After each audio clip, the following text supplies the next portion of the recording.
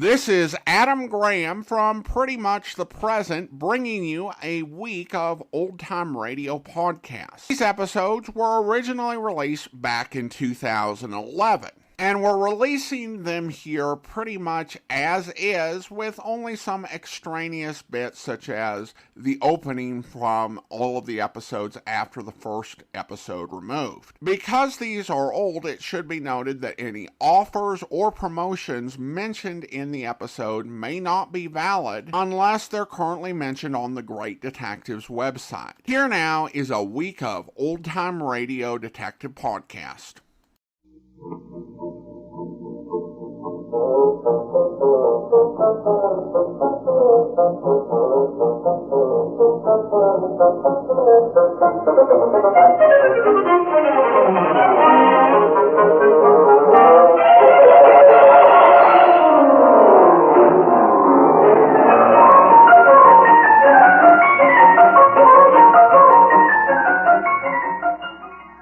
Welcome to the Great Detectives of Old Time Radio from Boise, Idaho. This is your host, Adam Graham. If you have a comment, send it to me, box13 at greatdetectives.net. Be sure to cast your vote for the show on Podcast Alley, podcastalley.greatdetectives.net. And you can become one of our friends on Facebook, facebook.com/Radio Detectives. Well, before we do get started, I want to encourage you, if you've not already, to take a look at my wife and I's new novel, Tales of the Dim Night. It's a great superhero parody novel that plays tribute and homage to a wide variety of different Golden Age superheroes. Got great comedy, great family story. You can check out samples or purchase the book as a paperback or for your e-reader at dimnight.com. Well, let's get into today's episode of the Abbotts, The Pink Elephant. After all, if you haven't seen your husband in weeks and then he takes you to your favorite bar to drink champagne, you certainly don't want anyone joining the party, especially if they've just been murdered.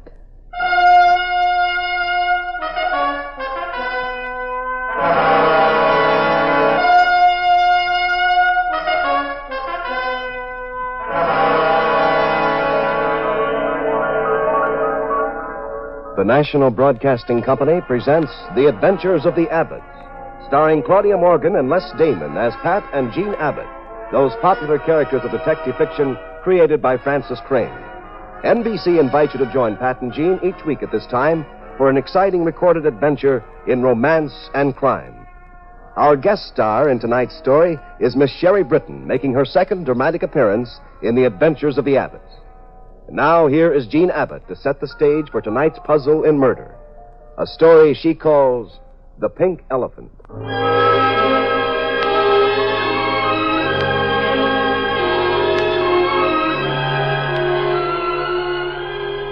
I hadn't seen Pat for 2 whole miserable, lonesome weeks. So when he came home, we thought we'd celebrate. There's a cute little cocktail lounge near Pat's office called the Pink Elephant. It was a pet spot of ours, especially because our pal, Sammy Page, could be found there every night playing the piano, playing that fabulous lazy blues of his. So Pat and I went to the Pink Elephant. We didn't find out about it until later, but while we were having our first cocktail, a little discussion was taking place in the office of a friend of ours, Gil McIntyre, managing editor of the Register.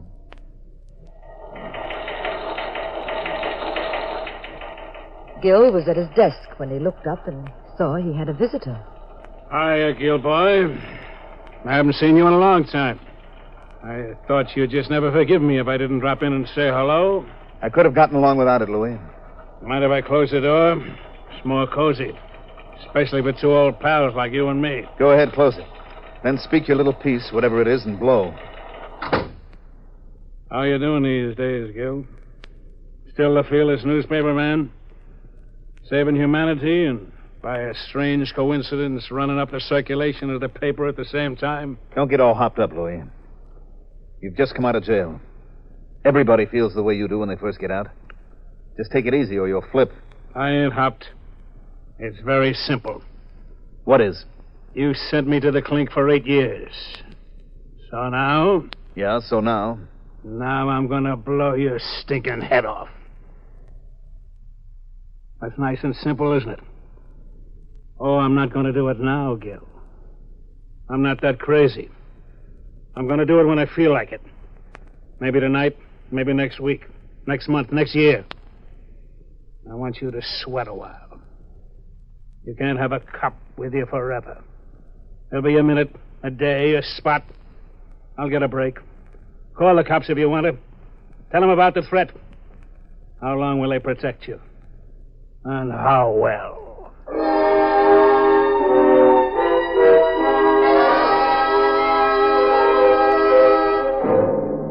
While Gil was facing Louis, Pat and I were our regular table at the Pink Elephant, in a small back room reserved for their extra special guests. But the door was open, so we could hear Sammy Page at the piano.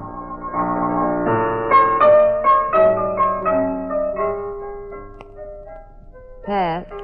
Yes, darling? Pat, you were in New York for 2 weeks on a case, and you still haven't told me the most important part of it. Why? What did I leave out? Were there any luscious blonde suspects? Oh, sure. And a sensational brunette. And a redhead. And you just concentrated on the case. Now, look, dear. Didn't you tell me you couldn't come to New York with me because an old school chum was getting married? Oh, that was the truth. Yes, well, it takes just a few minutes to get married. You still had 13 days, 23 hours, and 55 minutes to yourself. What did you do? Sit home and read the Encyclopedia Britannica? Oh, absolutely. I started with the first volume, A to Ostra, whizzed through that, and when I was well into the middle of the second volume, that's Ostra to Kalga, I got your wire you were coming home.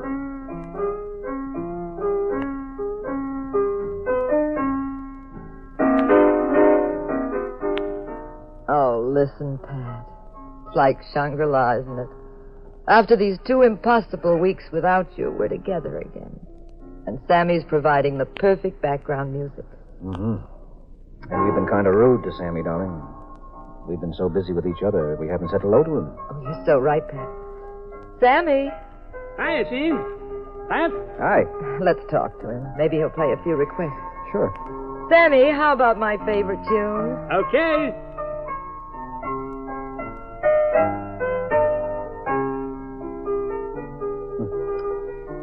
I wish I could play. Oh, I can. You, Gene? Oh, you never told me. Well, sit down here. Oh, no. She's not very good, Sammy. I'm merely terrific, that's all. Go ahead. Oh, must you, dear? I must. My public demands it.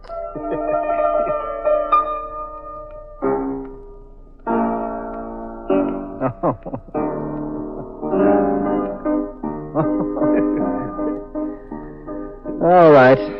Now that the amateur hour is over, let's hear Sammy, huh? What's the difference, Pat? Let her go on playing. Everybody's gone home anyway. Go on, Gene. Sammy, I'm glad you appreciate great talent when you hear it. My husband is an illiterate, tasteless oaf who doesn't know hot piano playing when he hears it.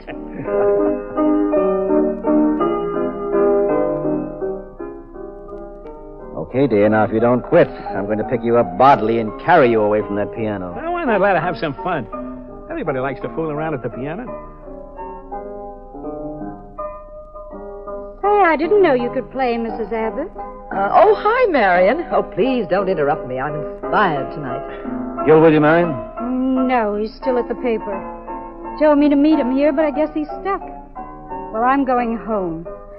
Sammy, if Gil comes in later, ask him to call me in the morning, will you? If you want to give him a message, give it to him yourself. Well, what's burning you? I just asked a favor. Oh, I'll tell Gil, Marion. Oh, thanks. Bye now. Oh, Sammy, you take over. I've given my all, and I'm exhausted. Okay, Mrs. Abbott.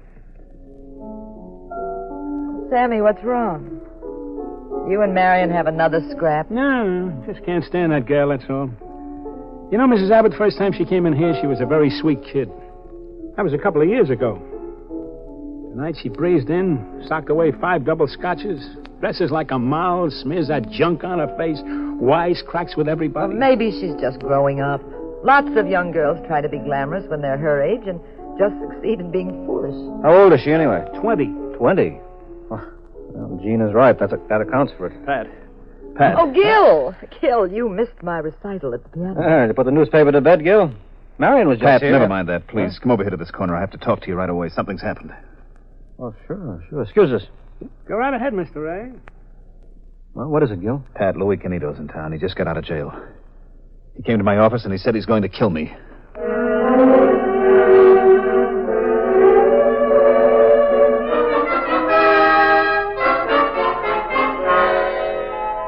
Gil was deadly pale.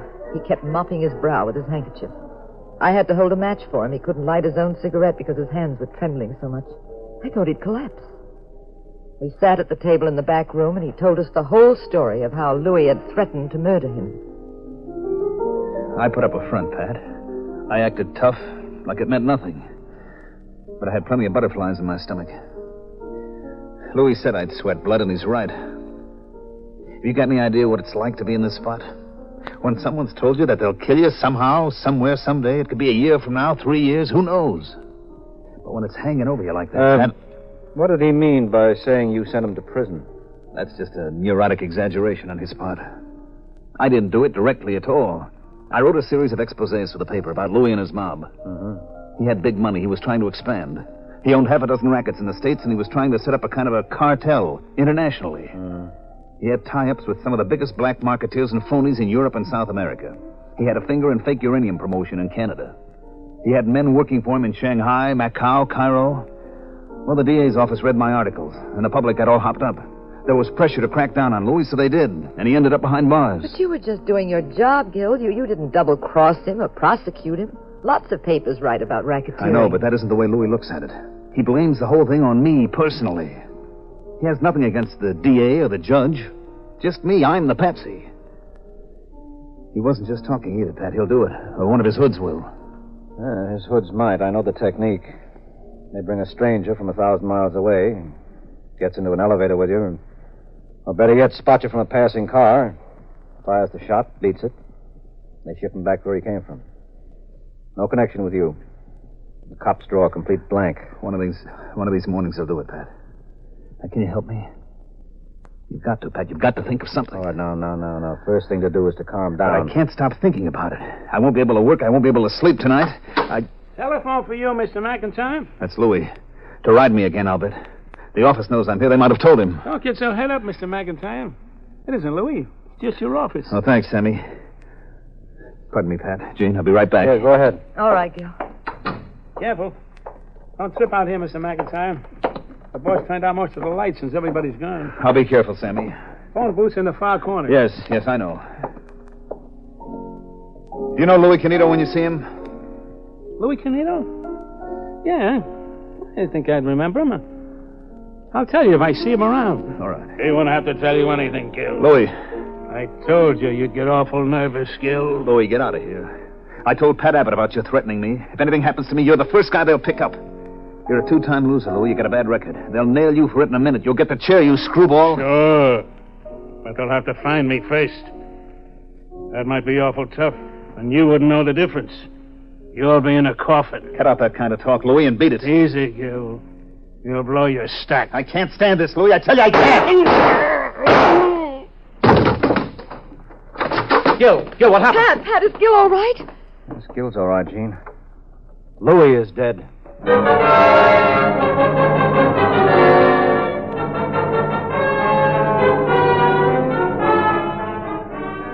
Louis's body was sprawled on the floor of the Pink Elephant.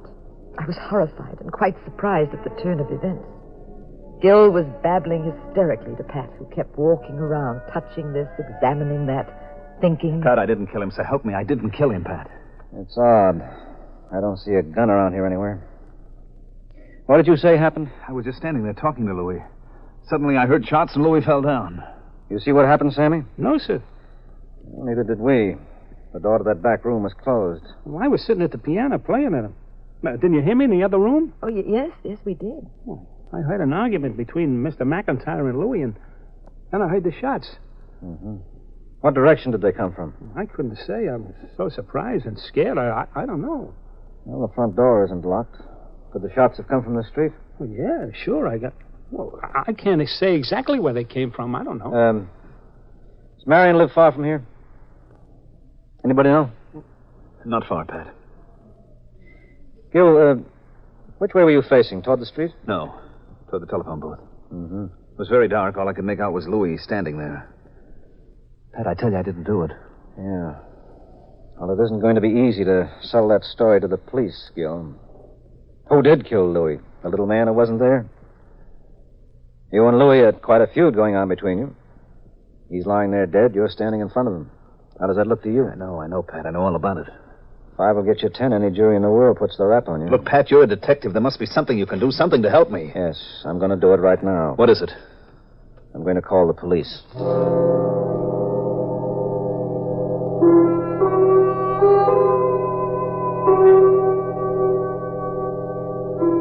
The police got nowhere. They never found the gun. They shot pictures, made maps, and took us to headquarters for questioning. Finally, they let everybody go. A sharp lawyer from the register got Gil out on bail. Gil's reputation and pull were powerful enough to spring him for a while. He began to feel better. He knew that so far the police had nothing on him, and he began to feel there was some hope. The case against him was slightly this side of circumstantial. Then at the Pink Elephant one night, Pat and I were at our table with Marion, Gil's girlfriend. Sammy, as always, was at his piano.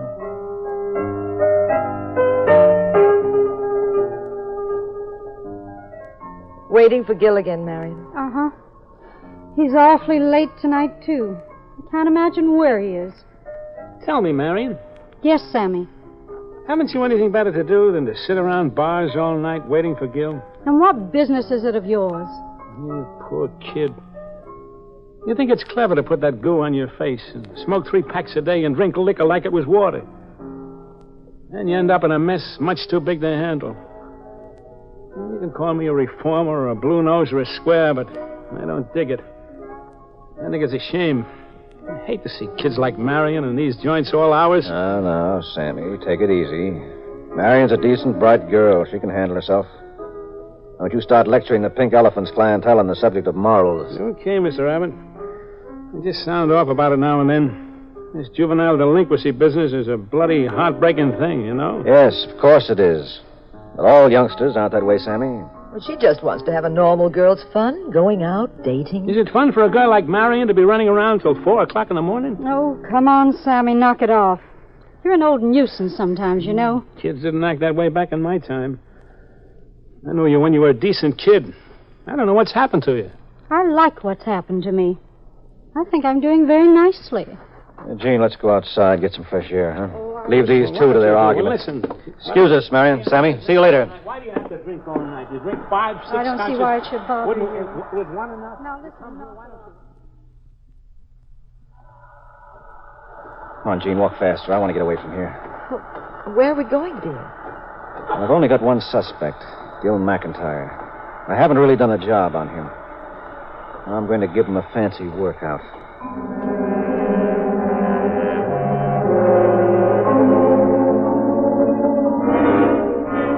Pat and I took a cab to the office at the register. It was deserted at 3 a.m., being an afternoon paper. We sneaked past the night watchman and tiptoed down the hall toward the newsroom. Quietly, Gene, quietly. Well, I thought you wanted to see Gil McIntyre. He isn't here. Nobody's here. That's right. Makes what I wanted to do much simpler. Oh, well, what did you want to do, dear? Well, you have the most irritating habit of talking riddles at the most crucial moments. Now, never mind. Can you find the light switch? Well, of course not. Remember me, the gal who always stubs her toe at night looking for the light switch? I never found one in my life. Okay. I'll light a match. Yeah, there's Gil's desk over there. Now, come on. Very quietly. Easy. I still don't see what you're up to. Gene, there have been a lot of angles to Gil's background that he's been awfully vague about. I came here to see if he'd enlighten me. But this way, it's so much easier. Now, you light another match, and I'll open this drawer in his desk. Good. Now, you got a nail file? Uh-huh. Wait a second. Here. Well, this won't be tough. These desk locks are child's play. Oh, for you, Houdini, sure. Sure, it shows you how study pays off. Uh-huh. Uh-huh. Remember all those nights I used to spend talking with that old locksmith we met in New England? One more second. There we are. You looking for the gun that killed Louis? Now, don't heckle me. Be quiet. Light me another match. Oh, hurry, Pat. The watchman may come around. These are interesting. Well, these papers clear up a little something about Gil I wasn't too sure about. What are they? That cartel of Louis Canito. The one Gil was supposed to have broken up for the sake of crusading journalism or what have you. That seems to have been reorganized. Looks like Gil runs it himself. Gil took over Louis's racket? Yes, with minor variations. That's why he exposed Louis, I guess. He wanted the money for himself. Wanted Louis out of the way. Well, no wonder Louis hated him. I always thought Gil was such a darling. Oh, just a second. Looks like Gil didn't keep the whole deal to himself. Here's a piece of paper signed by Marion. Yeah, I'll bet he gave her some stock in one of those phony corporations the boys have. Yeah, she said I'm doing very nicely, remember? She dresses expensively, lots of jewelry. How about a perfume? Oh, costs a fortune. Uh-huh. Sure, that's what Gil must have done. Well, she's a very smart apple, this apparently innocent youngster. Ow! Huh? Must I hold matches for you? What kind of a detective are you without a flashlight? Oh, all right, I'll light my own. Now, this is my last one. I'll have to work fast. Might be even more papers in here in the pigeonholes. These old-fashioned desks. Well, I'll roll the top back. Never let it be said that Mother's little helper. Dad. Look. What? What is it? On the floor, dripping down from inside here. Is that blood? Yeah, you better let me roll back this top. Stand away. Wait, it's Gil. Is he dead? Wait a minute. Yeah. Someone took a copy spike and drove it right through his head. Oh, it's awful, Pat. I feel dizzy. The sight of... Steady, darling, steady. Just sit down. No. Come on. We're going back to the Pink Elephant. The body, dear. We can't just leave it. Yes, we have to. Now, no one must know about this. Not for just a few minutes. It gives me the margin of time I need. Now, don't say a word about this to anyone. Watch yourself very carefully. Not even a little slip that would indicate we'd been anywhere near this office. I want to see if Marion has any ideas about why Gil is late for his date. And I want to set a little trap, too. Now, remember. And don't be grim, either. Just be your usual gay self. Everything depends on our getting away with this as though nothing in the world had ever happened.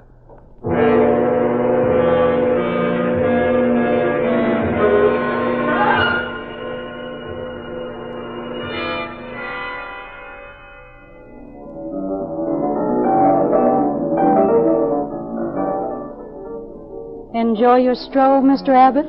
Yeah, very refreshing, Marion. The smoke in these places and the liquor fumes bother me. Oh, my boy spent too much time on those western prairies. Big outdoors, man. Feels all confined with us city folk. You haven't seen Gil anywhere, have you? No. I wonder what happened. He said he'd be here at 2:30, and it's almost sunrise. Well, Marion, don't fret. Just relax and listen to Sammy.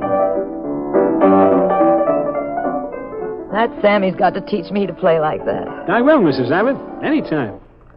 All I know is that one crummy tune. Well, anyone want to hear it? Well, there she goes, the fearless type. Please, Mrs. Abbott. It makes me nervous when people touch my piano. Just a whim of mine, if you don't mind. Okay, Sammy, I know how you feel. It's tuned just the way you like it, sort of like your own baby. I won't bother you. Oh, go on, Gene. Play that crummy tune. Do I hear you correctly? You do. I want you to play it for us. Right now. Go ahead. But, Mr. Abbott, Sammy just told I you said that... play the piano this minute, Gene. Now get away from the piano, Sammy. Let my wife play it. You heard me. Everybody heard me. Pat, are you serious? What for? What's got into you? I've never been more serious in my life. There's nothing I want to see so much as you sitting at that piano. And don't lose any time. Gosh, everybody's gone screwy tonight. Mr. Abbott, I just... Does she play the piano right now, Sammy, or do I shove you away from there and put her on that piano stool myself? Oh, okay. You asked for it. Ladies and gentlemen, a special arrangement by Gene Abbott. At the request of my silly husband, who thinks it's entertaining.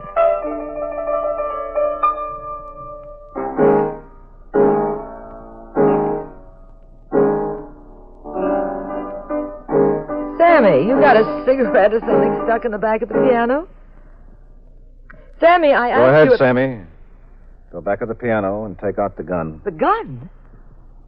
All right, Mr. Abbott. As you say. Here it is. Thanks, I'll take it. But, Pat, well, whose gun is that? It's Sammy's. It's the one he used to kill Louis Canito. That right, Sammy? All Well, come on, Sammy. You haven't got a prayer. Okay. Yes. It's the gun I used to kill Louis. The gun you used? Sammy, you killed... We found Gil's body, Sammy, where you left it. Inside the roll-top desk. Gil's body? Is Gil dead? Is Gil dead? Yes, he is. We found him stabbed to death a few minutes ago. Oh, no. I won't believe it. Oh, Gil. Take it easy, Mary. Easy, child, easy. I think I got the whole picture, Sammy, except for why you did this. The motivation's been puzzling me. Somebody had to pay Gil off for what he did to my Marion. Your Marion? You'd have done it, Mrs. Abbott, if she were your daughter. Oh, Sammy, we never knew. If you wanted me to keep it quiet. I was ashamed, Mr. Abbott. I didn't want anyone to know my father played the piano in a barroom. Oh, I guess it was terribly unfair, but you have to realize what kind of life we've had. Always on the road, always my father working in grimy little joints to make the rent money. I was desperate. I had to get out of the rut. I wanted to have money mixed with the right people. I couldn't let anyone know. And to see a man take your own daughter and change her from the girl you've loved and raised and worked for, the girl who was your whole life, and that man turns her into a piece of cheap trash. You figure your own life isn't worth much. If you can get rid of him and straighten her out, you wouldn't listen, Marion. You just wouldn't listen to me, child. It got worse and worse. It was driving me crazy. Oh, I know. But was it right? You always told me to play percentages. Now what have you won? What have we got now, you and I?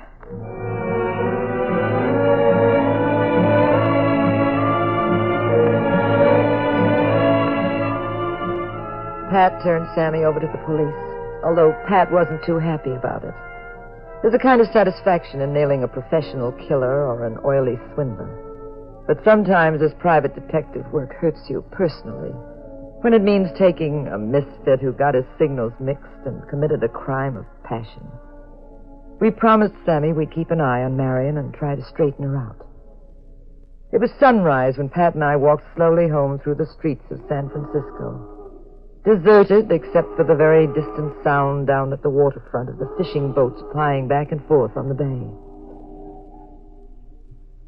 Okay, darling, I know what bothers you. What bothers me, pal, is how you knew the gun was in the piano. Well, you see, the first time you tried to play Sammy's piano, he was not only happy to let you do it, but he said he liked having anyone play it. Well, when we came back from the register office, he suddenly wouldn't let you touch it. I had to drag him away from it.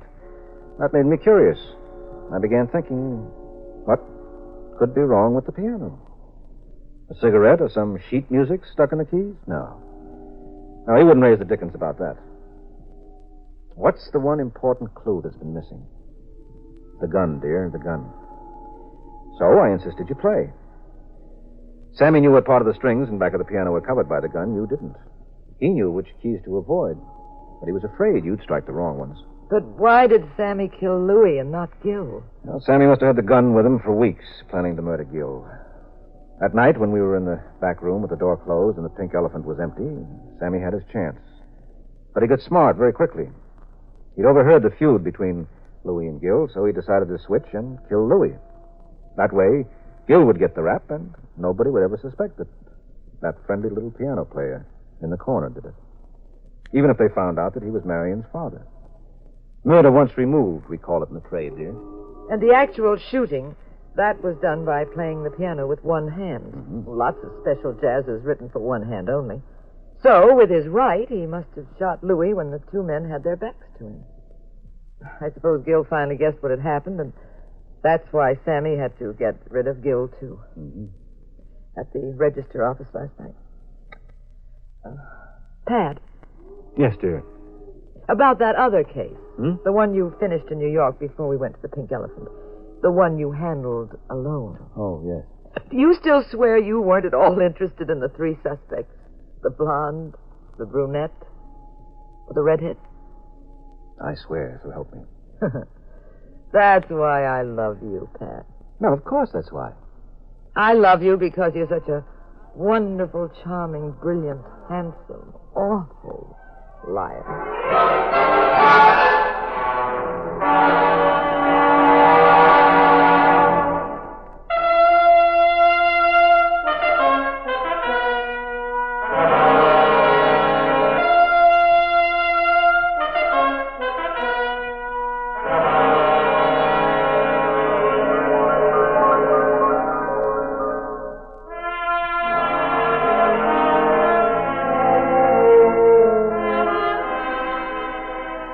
National Broadcasting Company has presented The Adventures of the Abbotts, starring Claudia Morgan and Les Damon as those popular personalities of detective fiction, Pat and Jean Abbott, created by Francis Crane. We wish to thank our guest star, Miss Sherry Britton, for her portrayal of Marion in tonight's story. Others in the cast were Mandel Kramer and Jack Abbott. The Adventures of the Abbotts was written by Howard Merrill. Original music composed and directed by Dewey Bergman. Produced by Ted Lloyd and Bernard L. Schubert. Directed and recorded by Harry Frazee. This is the United States Armed Forces Radio and Television Service. Welcome back. Well, this was a good episode. In some ways, it did come close to moving towards crime melodrama, but not with any sort of sense of being overwrought. But clearly this was definitely a tragic story and a realizing too late what really and ultimately mattered to him on Louis' part. We do have a few listener comments. Mary was listening to episode 351, The Clue of the Ivory Fred, and she comments that it's great. Also on Facebook, Daniel asked, are you ever going to do Richard Diamond? I have got an answer to the question. I have it on my big list of detective shows. However, because there are so many episodes, it does take quite a bit of space to be able to do in the schedule. So it's going to be a few years till we get there. However, after Nero Wolfe is over, and we do Christopher London, which should be about in 3 months, we'll get to hear Rogues Gallery, which also starred Dick Powell, who starred in Richard Diamond. We also have a comment from Richard, said, really enjoy your shows and the value-added commentary you provide. I also appreciate your political commentary. Keep up the great work. Well, thanks so much. It's much appreciated, Richard. And with that, we'll go ahead and wrap it up. We'll be back tomorrow with Nero Wolfe. Well, coming up after today's show, we're going to have some thoughts on Harry Bartell, who in this episode becomes the next Archie Goodwin, the last of the line, and he lasts the longest for a whole 10 episodes. But before we do get started with today's show, I do want to let you know about Audible. Audible is a fantastic service where you get one audiobook a month, plus free access to an audio version of either the New York Times or the Wall Street Journal. Through Audible, I've been able to listen to such Nero Wolfe stories as Some Buried Caesar and Be a Villain, as well as Not Quite Dead Enough. However, there's also a whole world of radio dramas, including some great BBC productions, and fiction and non-fiction lists with more than 90,000 items to choose from. Audible offers you a great range. You can try the service out free for 2 weeks, and in the process, get a free audiobook by going to audiblepodcast.com/oldtimeradio. Now let's go ahead and we will take a listen to The Case of the Party for Death. Ladies and gentlemen, the ringing of that phone bell brings you mystery, adventure. Nero Wolfe's office, Archie Goodwin speaking. No, I'm sorry. Mr. Wolfe is busy planning a menu. I'll see if he can talk to you. What's the name again? You want to talk to a dame named Mrs. Collins? Hang up, Archie. Do we know a Mrs. Collins? No. I don't suppose you care, but I think her voice is very charming. Doubtless. Every female has a charming voice to you. Hang up. Okay. I'm sorry, Mrs. Collins, but at the moment, Mr. Wolfe is too involved with his digestive system to be interrupted. However, if I may introduce myself, Archie Goodwin, Mr. Wolfe's assistant, if I can be of any help. Archie. Yes, Mrs. Collins, I'll ask him. Cocktail party. Hang up, Archie. Mrs. Collins, I'm afraid it would be better if you didn't expect Mr. Wolfe. Goodbye. Cocktails. Phooey. Absurd. Perfectly absurd. She says you promised to come to her cocktail party, and why aren't you there? Because you are going to attend the cocktail party and the probable unpleasant ending.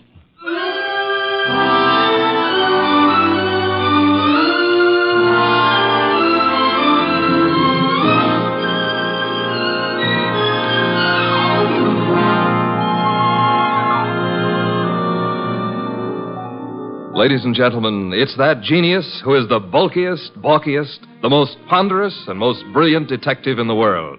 Yes, none other than that chair-borne mass of unpredictable intellect, Nero Wolfe. created by Rex Stout and brought to you in a new series of adventures over this NBC network in the person of Mr. Sidney Greenstreet.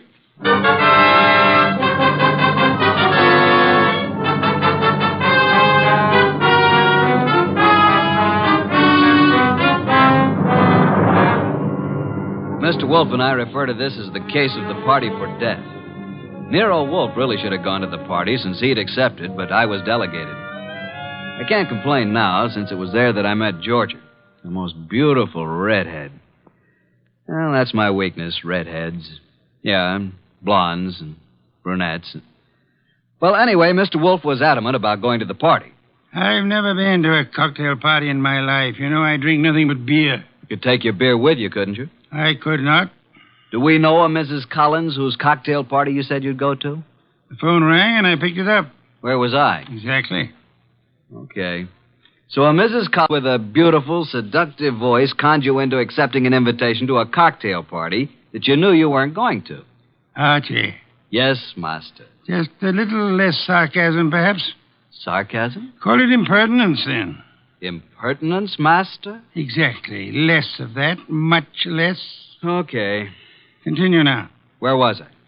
You were reading the duck recipe. Oh, yes, the duck. Oh, here we are. Dodine de canard. The dodine is one of the oldest dishes in the repertory of French cooking, being mentioned in books of the 14th century. Le Grand Cuisinier de toute Cuisine. Hooey, what time is it, Archie? Almost 6:30. Oh, in that case... You going to get up? Here on this card are your instructions, Archie. If you are still alive tomorrow, you may make your report.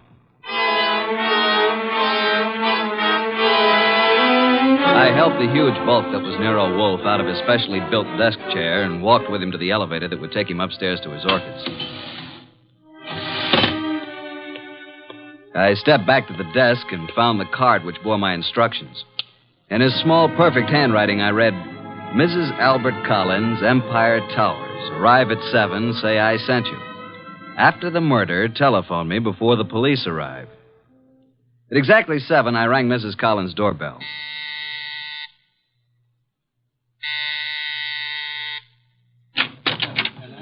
Mrs. Collins? I'm Mrs. Collins. I'm Archie Goodwin. We talked on the phone a little while ago. Oh, yes. Well, come in, Mr. Goodwin. Mr. Wolfe begs to be excused. At the last moment, he was unable to attend. Well, I'm glad you could come. You're not disappointed? No, I don't think so. I'm rather upset.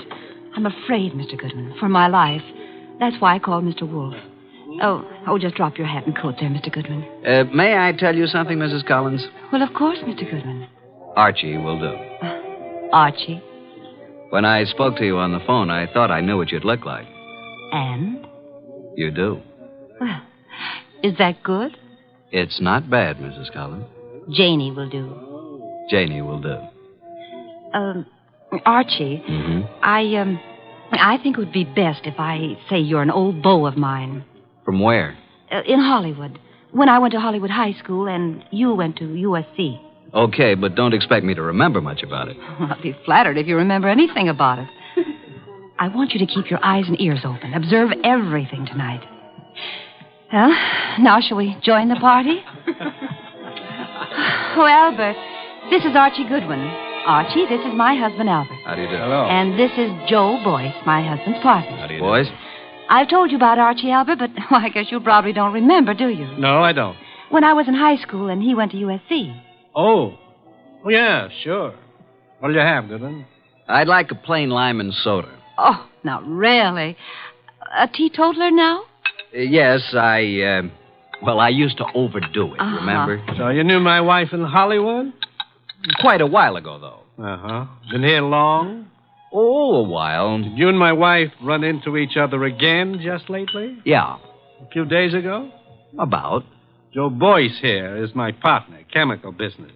Makes this sort of an old home week, doesn't it, Joe? In a way, Al. I guess it does at that. Joe knew my wife back in those days, too. And they're still very friendly. Yeah. Yes, indeed. You two have got something in common to talk about, haven't you, Goodwin? Mrs. Collins, you mean? We never knew each other very well. No? Okay, Goodwin, let it go. Why, look.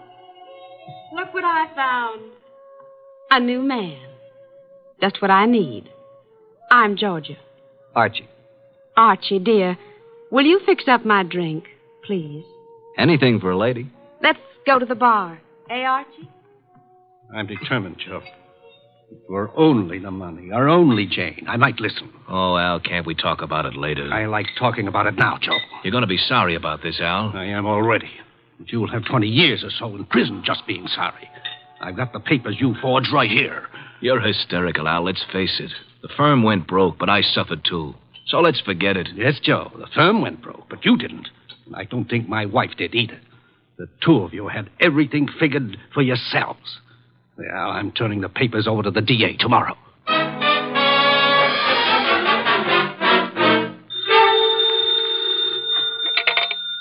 Nero Wolfe speaking. Archie, what do you know about this expected murder, if anything? Has it happened yet? No, but who's supposed to get killed? I haven't the faintest idea, Archie. Then why don't you stop it? That is impossible. I don't even know who's there. You want me to tell you? Not in the least. How am I supposed to prevent it if I don't know what I'm looking for? You're not supposed to prevent it, Archie. I don't think you could. I don't think anybody could. You want to hear what I found out already? No? I'll tell you anyway. Collins thinks his wife and his partner Boyce have been stealing his dough, and he's threatening to send Boyce to the clink. Archie. Yeah? You're wasting our time. Go back to the party. There is nothing you can do to prevent the murder. But I want you to be there when it happens.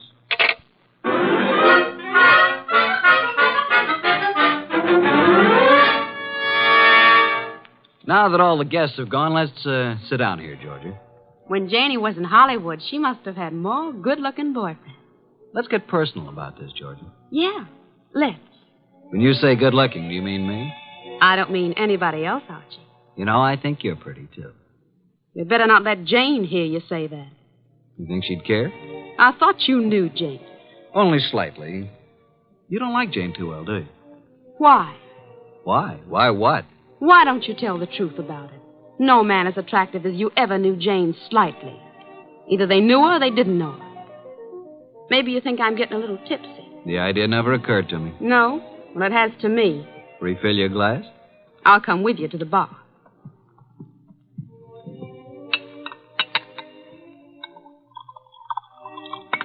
Here's your drink, Georgia. Oh, I find there's no ice left in the ice bucket. Janie? Hey, Janie, no ice. Oh, well, I'll get some. Here, give me the bucket. Mrs. Collins, Janie, I mean. Yes, Archie. May I use the phone in the bedroom again? Oh, of course. Will you excuse me for a minute, Georgia? I'm coming with you. Why don't you just stay here until Jane brings the ice? Well, why don't you go talk to Joe Boyce? I don't want to talk to Joe Boyce. I don't want to talk to Joe Boyce ever. Now, look, Georgia. I'm coming with you, Archie. Is that clear? Okay, come on. Here's where the phone is. I could have found it myself. You don't want me with you, do you? Just sit down here on the edge of the bed and listen, if that's what you want to do. Nero Wolfe speaking. Archie, boss. Well, Archie, what? Just a bit of a report. Go on. At this moment, I am sitting on the edge of one of two twin beds in the apartment of Mr. and Mrs. Albert Collins. Sitting next to me is a gorgeous redhead named Georgia. Georgia what, dear? Boyce. You mean you're the wife of Joe Boyce? Of course. Didn't you know? I am sitting next to the gorgeous redheaded wife of Albert Collins' partner, Joe Boyce. Archie, you annoy me. From what I just learned, I can see there's another friction going on. You mean Georgia and Jane? Yep, fireworks between them. This one no like other one. Have you anything more to say? When I called, I was going to ask if there's any reason why I shouldn't come home now. I wrote your instructions for you, Archie. After the murder, call you. Yeah, that's perfectly clear, isn't it? But what if there isn't any? Don't call me. Simple, isn't it? Hello. He hung up. Archie. What? That was a strange conversation. Do you want me to explain it to you, honey? What was that business about murder? Shall we join the party? Murder. Archie, wouldn't you be surprised if there was one? Yeah? Who's going to do what and to whom? I don't know. Maybe I will. Elucidate, honey. Do you intend to figure as the killer or the corpse? I don't intend to figure as anything. But you never know. Archie, Do you think Jane Collins is better looking than me? Nope. Honestly? Honestly. Then what's the matter with me? Nothing. Nothing at all. Oh, yes, there is. Look, do you want to kiss me? Well, I'll tell you. When I graduated from Sunday school, I took a vow. That's what I mean. But if I were Jane, you'd want to kiss me, wouldn't you? No, frankly, no. Why not? Well, when I graduated from Sunday school, Okay, Archie. Let's go back. You boys have such happy faces. Where's Jane? In the kitchen getting some ice. Where have you been? With Archie. Is he an old school chum of yours, too? Do you care, Joe? No. Mr. Boyce. What? How much do you weigh? 187. Why? Then I'll be giving you 5 pounds. Shall we step outside? This I have got to see. Shut up. Mr. Goodwin, you seem angry. Just terribly, terribly hurt. Would it do any good if I apologized? Today I'm a little upset. If I said anything to offend you, I do apologize. Now, did you still want me to give you a boxing lesson? I'm at your service. Let's forget it. I'm sorry, too. Jane Collins came in from the kitchen with a bucket of ice cubes, a tray of fresh glasses, and the strapless gown she'd been wearing. There. I never thought I'd make it. Now I'm going to mix my own drink, and you can take care of yourselves. Ice first. Huh? Whiskey. And soda. It's a simple recipe, isn't it, Archie? All it needs is the ingredients. I drink to the ingredients. Nice. Janie, darling. What, dear? Would you mind very much if I took Archie away from you? Haven't you done that already, dear? To listen to those girls, you'd think, wouldn't you, Goodwin? Me, I never think. What do you do, Archie? I concentrate. On what? On not thinking. I did some serious concentrating on not thinking about Nero Wolfe, or about the conflict of the partners, Albert Collins and Joe Boyce, about the jealousies of Jane and Georgia. The next 5 minutes hardly seemed an hour. Jane and Boyce murmured to each other. Collins drank, gently but firmly. Why can't you be honest, Archie? What's the matter with me? What, Georgia? You weren't listening, were you? To every gorgeous word you said. What did I say? I want to hear it again, just the way you said it before. I said, why shouldn't there be a murder? Why not? It's an order. It's just not considered the thing to do. Thing to do. Can you think of anything better? No, frankly. I can. My glass is empty. My glass is empty, too. Jane. Jane! Oh, I'm sorry. I'm not much of a hostess, am I? Oh, don't answer that. Oh, you're all empty. But I've only drunk half of mine. You don't usually drink so slowly, Jane. Well, I'm just not in the mood tonight. I usually drink faster to keep you from drinking mine. See, Albert always gulps his and then reaches for mine. What's the difference? Well, I'll fix you some fresh drinks, but put my drink over there by you, Georgia. And lay off, Albert. I only had about 3 swallows of it. Besides, you don't need any more. I suppose we know what dear Jane is going to do, don't we? Lay off, will you? Lay off. It's my husband who said that, Archie. Archie, meet my husband, Mr. Boyce. I will now explain why dear Jane took our glasses away to the kitchen when she could have poured a drink right here. Listen, Georgia, will you... Mr. Boyce is speaking, Archie. What, Mr. Boyce? Nuts. Mr. Boyce says nuts, Mr. Goodwin. What do you say, Mr. Collins? I think Joe has covered the field. We were talking, weren't we, Archie? Possibly. We were talking about dear Jane. She's got to be always the prettiest, always devastating. Right now, she's putting on a completely new face.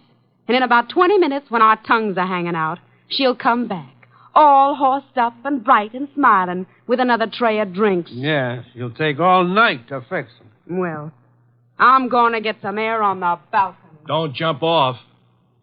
Al, you're drinking too much lately. I shouldn't worry you, Joe.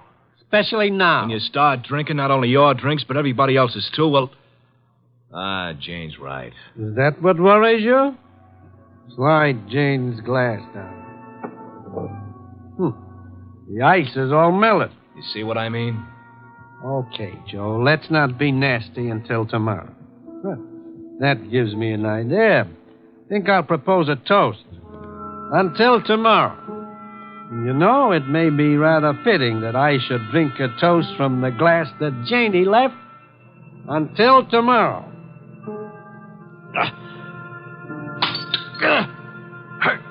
Go!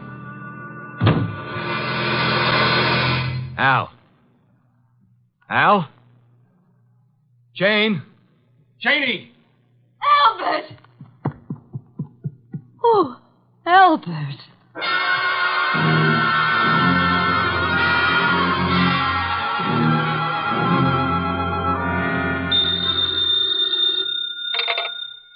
Nero Wolfe speaking. May I come home now? Oh, hello, Archie.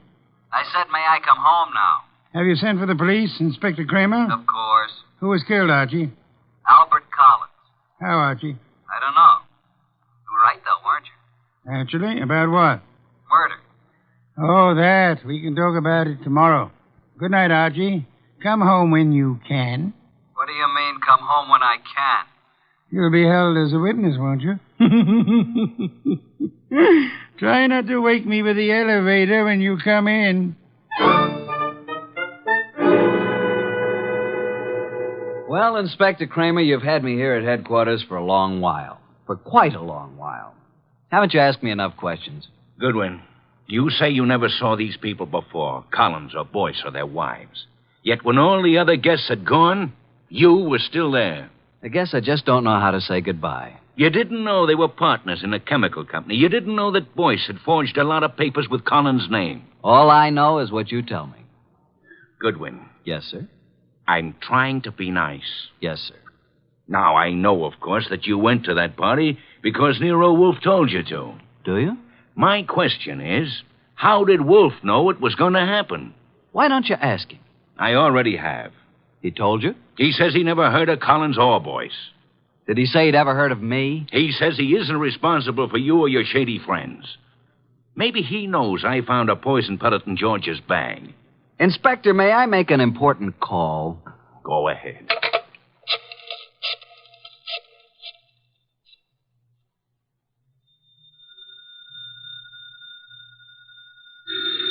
Archie. Confounded light. Hello? What time is it, Master? Confounded, Archie. I'll tell you what time it is. It's a little after 4 a.m. I'm at Central Headquarters, and Inspector Kramer has been chatting with me about my shady friends. Kramer is a jackass. Just a second. Pick up the other phone, will you, Inspector? Sorry, Mr. Wolfe. What was that you were saying about Inspector Kramer? I said Kramer is a jackass. Thank you. Wait a minute. Wolfe. Oh? Eavesdropping, Inspector. I was just talking about bringing you down here for a little questioning, Wolfe. Phooey. What's that? Phooey. It can be spelled in several ways. I spell it P-F-U-I. Phooey. You think I won't bring you down here as a material witness? Yes, I think you won't. I think you'd be making a great mistake if you did. A great mistake? Why? Because I might not tell you who killed Collins. Then you wouldn't know which one of these people to prefer charges against.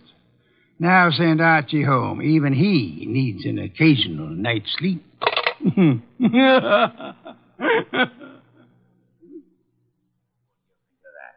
He hung up. So it seems.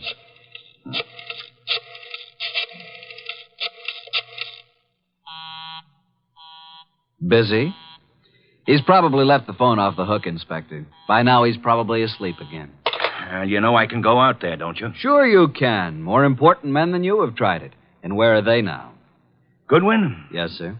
I'm going to let you go. I'm sure Mr. Wolfe and I are very grateful, Inspector. You want to know why I'm letting you go? I know why. Why?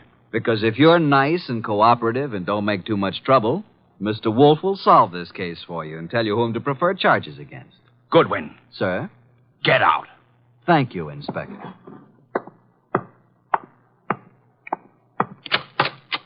Good morning, Inspector.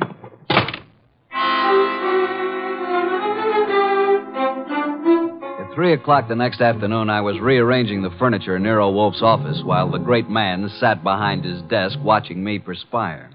Are you finished now, Archie? I guess so. And tell me where they sat. There were 2 couches, like this, in front of a fireplace. Collins and Boyce were sitting together on one couch. When Georgia and I came in, they were looking at some canceled checks. Where was Mrs. Collins? I told you she was getting ice and fresh glasses. Why was she getting fresh glasses, Archie? Where were the empty ones? I don't know. Maybe they were the same ones she brought back, washed and polished. Archie, I trust your powers of observation absolutely. That's why I sent you to Mrs. Collins' cocktail party. Okay, how did you know there was going to be a murder? If it was a murder. It was a murder, Archie. But isn't it obvious? How is it obvious? Suppose Collins slipped a few drops of the poison into his drink himself. It's very strong, very deadly poison, with a remarkably strong odor. Like almonds, I know. I smelled it when I picked him up. Archie, was anything found on the body that might have contained the poison? A fountain pen, whatever? Not even that. Inspector Kramer found a poison pellet in Georgia's handbag. He thinks she poisoned Collins' drink. Say, could be. But it wasn't his drink, it was his wife's. Then Georgia was trying to kill Jane, and Collins got it by mistake. We shall soon see, Archie. I was expecting a murder because you told me to expect it. I watched every move that everybody made. There is no possibility that Jane's glass, the glass with the poison in it, was tampered with by anybody. Yes, I believe. Okay. Archie, you're sore, aren't you? Have you ever spent the night with Inspector Kramer? He's really a good man, too. Why did you say he was a jackass? Because he didn't know who killed Collins. Do you? Of course. Was there ever any question about it? Just a moment, please. The only trouble is it may be difficult to prove. That's why we are giving this little cocktail party this afternoon with the help of Inspector Kramer. By the way... Yes? Call Mrs. Collins and tell her to bring a bucket of ice from her refrigerator. Why? Because our refrigerator's broken down. No, it hasn't. I was just out in the kitchen a minute ago. Our refrigerator has broken down. And it would be very helpful if Mrs. Collins would bring a bucket of ice cubes. What makes you think she'll do it? She will. Call her. 6:45. There we were in Wolfe's office doing a repeat performance of last night's smash hit. Two couches faced each other, a cocktail table between them. On one couch, red-headed Georgia and me. On the other couch, it was a big one, Joe Boyce, Jane Collins, widow of the lately defunct Albert, and Nero Wolfe. Jane had been drinking a little slower than the rest of us. Our glasses were empty. Hers was still half full. Wolfe said... Archie. Yeah? At this point in last night's party, Mrs. Collins got up and left to get some fresh drinks. Repeat what she said. Approximately? Approximately will do. I think she said something like this. She said, put my drink over by you, Georgia. Lay off, Albert. I've had about 3 swallows of it. Besides, you don't need any more, Albert. Am I right, Jane? Close enough, Archie. But what of it? Now, what is this nonsense all about, Wolfe? Mr. Wolfe is trying to make something out of nothing. I think Mr. Wolfe is going to turn up something mighty interesting. Don't look so perturbed, Joe. Since I'm playing the part of the late Mr. Collins, pass me Jane's glass. I'll keep my glass, Mr. Wolfe. I haven't finished my drink. You're a very clever woman, Mrs. Collins. Would it be too much if I ask what this is all about? What worries you, Archie? You make it sound as if that drink she's holding is poison. But it can't be, because as yesterday, she's already drunk half of it herself. When our freezer broke down, she was more than willing to bring a bucket of ice cubes, wasn't she? So? What would happen, Archie, if you froze a gelatine-coated pellet of poison in the center of one particular ice cube? Mrs. Collins hasn't finished her drink. Notice the ice is all melted now. She hasn't taken one sip since the ice melted completely. She came prepared in case she was exposed. Smell it, Archie. No, Archie, stand back. I can easily swallow this before you can reach me. Mr. Wolfe, in a few seconds, I'll drink it. But tell me something first. Tell me how you knew. Jane, listen to me. I knew there was going to be a murder last night because you said so. I knew that it was you who would commit the murder because it was you who invited me. You hoped an expert witness would prove that you couldn't have killed your husband. So I sent Archie Goodwin, whose observations are always exact, even when he doesn't know the import of what he's observing. She brought back clean glasses. She poured the drinks out of bottles already open. And if anybody had put anything in or touched one of those glasses, I would have seen it. Exactly. The poison pellet was frozen in a certain ice cube. Mrs. Collins put that cube in her own drink, drank it until the ice had almost melted down to the poisonous pellet center. And then she took all the other glasses away, leaving only hers half full. And as usual, her husband drank it. No, Jane, don't. Too late, Joe. Too late.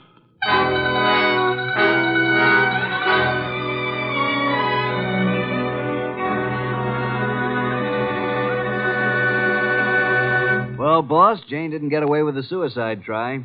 That was clever thinking you did. I prepared a cube of ice in which I had frozen a gelatine capsule containing nothing more than a vitamin compound. I substituted for the cube in which Jane had placed the poison for herself. Wonder why Jane Collins wanted to have Joe. He'd stolen practically all the money in the company. He was just a crook. Birds of a feather, Archie. I don't believe Joe Boyce had any idea that Jane was planning a murder. And he still had all the money. Well, the forgeries will put him away for a long time. And poor Georgia could have had it pinned on her if it hadn't been for me. Yes, yes. You knew all along, didn't you, that Jane had planned to have Georgia accused by planting another pellet of the poison in Georgia's handbag. Jane would have gotten rid of her husband and Joe's wife in one stroke. You knew all that, didn't you? Well, how about a bottle of beer, boss? Could you spare the time? Georgia. Beautiful redhead. Wonder where she is tonight. I'm sure I haven't the slightest idea, but in case you do... well, just be quiet with the elevator door when you come in.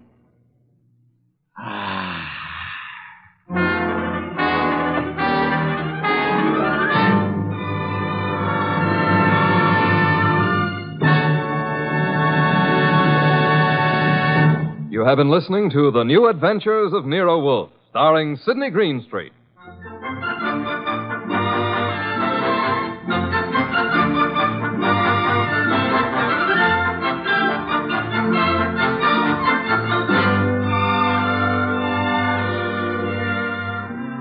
Tonight's transcribed story by Mindred Lord was based on the characters created by Rex Stout.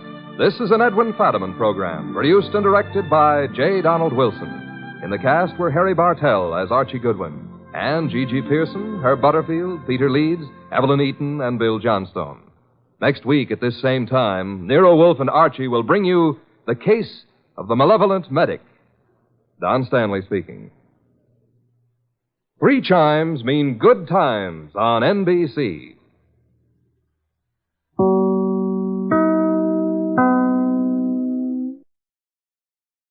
Welcome back. Well, I had to admit, there were times, it was a different performance with Harry Bartell as Archie Goodwin. I expected him at any moment to start pitching Petri wine. Those who've been listening to the show back to the Basil Rathbone episode on Sherlock Holmes have kind of know what I'm talking about. But he was actually quite a character actor in the world of radio. Dennis at the Digital Deli puts his total number of appearances over radio at 10,000. And among these, he did 180 guest spots on Gunsmoke, 60 episodes of Escape, 30-plus episodes of Dragnet, 20 times on Let George Do It, 45 times on Suspense, 120 times on Yours Truly, Johnny Dollar, and more than 60 times on Have Gun, Will Travel. Bartell loved radio. Actually, when PBS was doing a series, Horizons West, in the late, mid to late 60s on the Lewis and Clark expedition, he went ahead and starred in it. And he also played a pretty big role in radio preservation. He recorded some audio sets where he would host and introduce the episodes, went to several old-time radio conventions. I've read anecdotal accounts where he actually went to one old-time radio convention, and they recreated a Nero Wolfe sketch with him playing Archie Goodwin and Larry Dobkin playing Nero Wolfe. He was also pretty big on television as well. He played in a lot of episodes of Dragnet. The episode, The Big Little Jesus, he played the role of Father Rojas. One of radio's true great character actors, and I will try and be careful not to just think of him as the Petri wine guy. Well, now we turn to listener comments and feedback. We have this from Chris, who writes, I love your show. I'm listening to old-time radio since a couple years now. I used to download a lot of different shows from the archive.org, and it helped me getting through the time of my diploma thesis. Now I just listened to your podcast. It's so interesting to hear all the great background infos and also your opinion on the shows. I'm restoring a 65 El Camino right now, and to listen to you and them old shows while working in the garage is the best thing I can think of. So keep up the great work, and I hope you never get bored of it. Thanks a lot. And that's from Chris from Basel, Switzerland. Well, thank you so much, Chris. And Chris also left a nice tip in our donation jar. Much appreciated. We went ahead and we sent him access to our premium site. Finally, we have this comment from over on Podcast Alley. Just a nice keep up the good work. Thank you so much. That'll do it for today. We'll be back tomorrow with Let George Do It. Well, before we do get started, I do want to let you know about Tales of the Damn Night. It's my wife and I's new novel. It's a great superhero comedy with a solid family story. I think you will enjoy it. And with St. Patrick's Day upon us, we're running a 2-day special. Today or tomorrow, Tales of the Damn Night for Kindle is usually $4.25, now marked down to $3.17 in honor of St. Patrick's Day. Well, let's get into today's episode of Let George Do It. Double Death. Personal notice changes my stock and trade. If the job's too tough for you to handle, you got a job for me, George Valentine.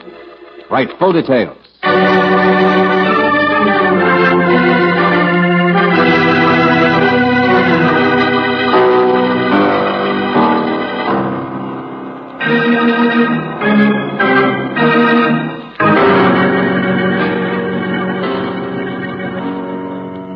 Standard of California, on behalf of independent Chevron gas stations and standard stations throughout the West, invites you to Let George Do It.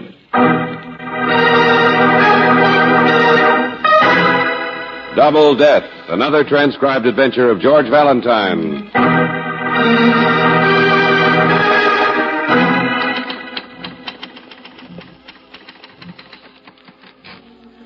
Dear Mr. Valentine, I'm writing for my employer, Mr. Douglas W. Groves, Groves, Gill, Dundee, and Fenwick, industrial advisors and accountants.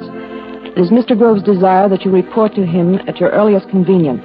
Mr. Groves has sprained his ankle, so it will be necessary that you contact him at his new residence on Country Lake Road, rather than in the city.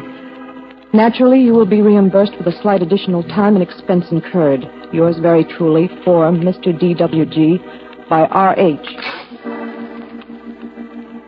Mr. Valentine, that's what he told me to write. Please don't tell him I added this note of my own. Mr. Groves has double-checked you. He double-checks everything. He's like that. But his personal life isn't quite so well organized. Please don't be offended by him. Please see him. Please help him. Sincerely, R.H. Rena Hilliard.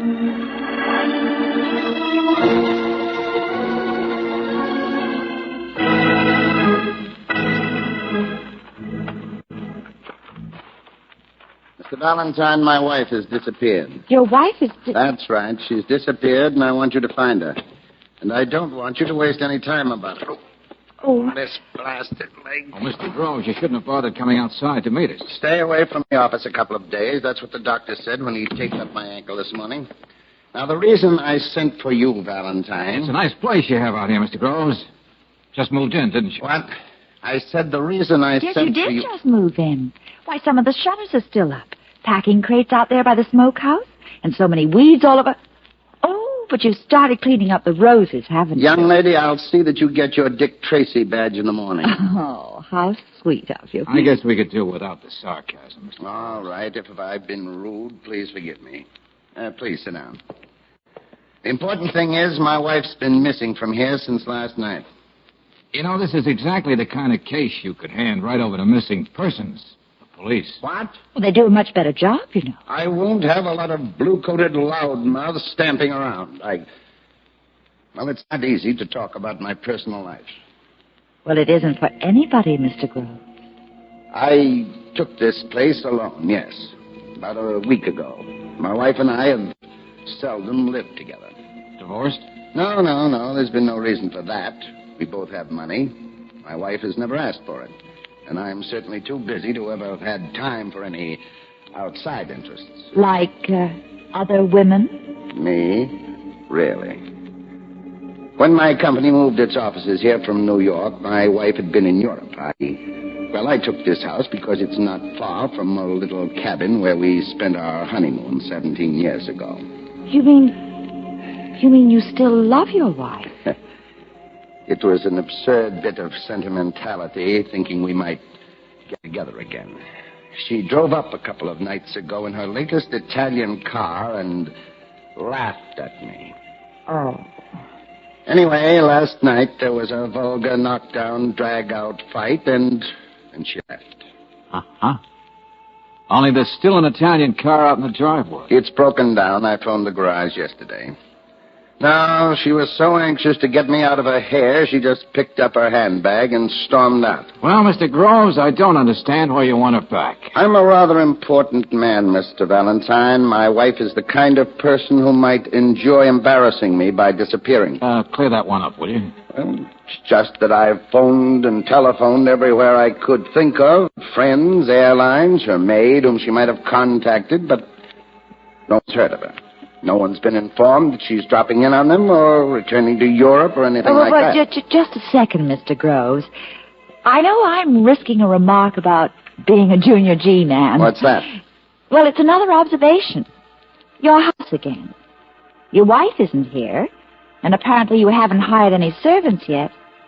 And still, this floor has been freshly scrubbed. She threw a drink at me last night when we were fighting. Oh. Yeah, liquor makes a nasty stain on hardwood, I guess. Mr. Valentine, that's why I didn't call the police. All they do is stare at such things. You mean wondering if it was liquor? I'm afraid the police know me, at least in another city. What? Yes, and of course that's why my wife could embarrass me so by disappearing. She knows the police would check up and find out I was once in jail. What? You, Mr. Groves? Well, not for long. It was hushed up. You see, more than a year ago, we'd had a run-in at a party, my wife and I, in Cincinnati. She made some remarks, and I made some, and the next thing I remember, I was being told by a policeman that they'd had to stop me from killing my wife. Now, Mr. Valentine, do you understand why I need someone to find her? Someone who won't waste time staring at stains on the floor?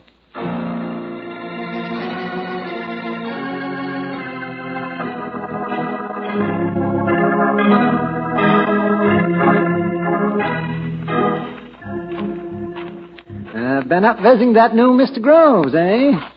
Yeah, maybe. Why? Friend of yours? No, not so as you notice. You don't know I'm alive, I guess, except maybe some dogs have barked at him out burning his incinerator. Neighbor, next-door neighbor. Takes time to get acquainted. Oh? Jose Williams is my name. Pleased to meet you. Nice weather we're having. Yeah, sure. See you again sometime. Besides, he's not the type to be forward. Businessman, you know. Guess you're the first real visitors out here. Well, wait a minute, George. What did you say? Well, casual visitors, that's what I mean. Outside the real estate man renting him the place, that's Mr. Benson. Drives 37 Nash. Good condition, though. Then, of course, the wife. You saw Mrs. Groves? Most painted-up Italian car ever laid eyes on. Stayed inside, I guess. Short time she was here. Uh-huh. You noticed a good deal, don't you, Mr. Williams? Student of human nature. What's wrong with that? Well, did you happen to notice Mrs. Groves leave? No. Well, then how did you know she was only here a short time? Yeah, that's called a conversational pitfall. You know that? That kind of question? Oh, but I overheard a bit of your talk up there on the porch just now. You did? Oh, just snatches, mind you. Yes, I was shaving. Didn't want to cut myself. Oh, no. I suppose you heard that Mr. and Mrs. Groves didn't get along so well. Not like Mr. Groves and that other one. Oh, naturally not. Oh, no, not like the other one. No. Come on, let's have it. Well, only saw her a couple of times. This, whoever she is, pretty as a picture. Only a good deal more third dimension. That is, if you know what I mean. Yeah, we'll struggle with it. Yeah. Once in the evening, Mr. Groves met her out there by the Abba. secret-like. Yes, indeedy, just like a movie. Mushy. That's right. Just like a kid of 16. Never can tell about a businessman, you know. Then one day, saw them out on the highway together, away from the place. And last night, too, inside the house, that time before they remembered the blinds being open. Hey, wait a minute, hold it. You saw some other woman inside his house last night? Man doesn't act like that with his wife, so I guess I ain't so dumb saying Miss Groves couldn't have been around here a very long time. Oh. No, you're not so dumb, Jose. What else did you see? What else did you hear, snooping around the way you do? A student of human nature, that's all, nothing much. But he likes to garden, I guess. He likes to what? Yeah. Up at 6 this morning he was, hopping around, burning things in the incinerator out back. Leaves, I suppose, don't you?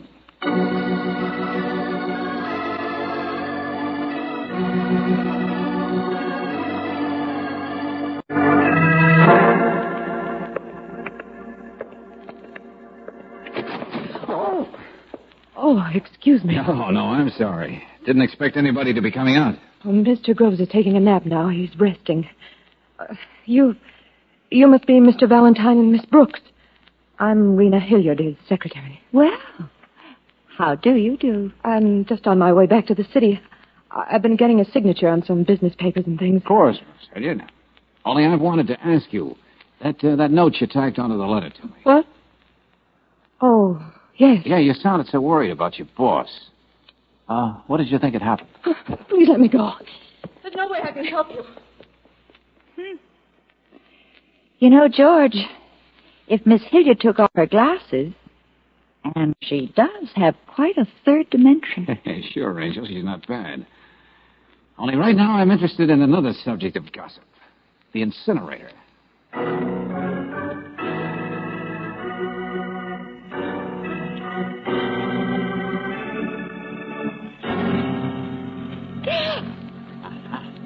Oh. Shirt, pair of trousers. George, they're so badly burned. Look here, Angel, pair of canvas shoes. I know you can't tell much from ashes, but these might. Yeah, there was some kind of dark stain on them. Well, George, there's still a shovel standing there by the roses.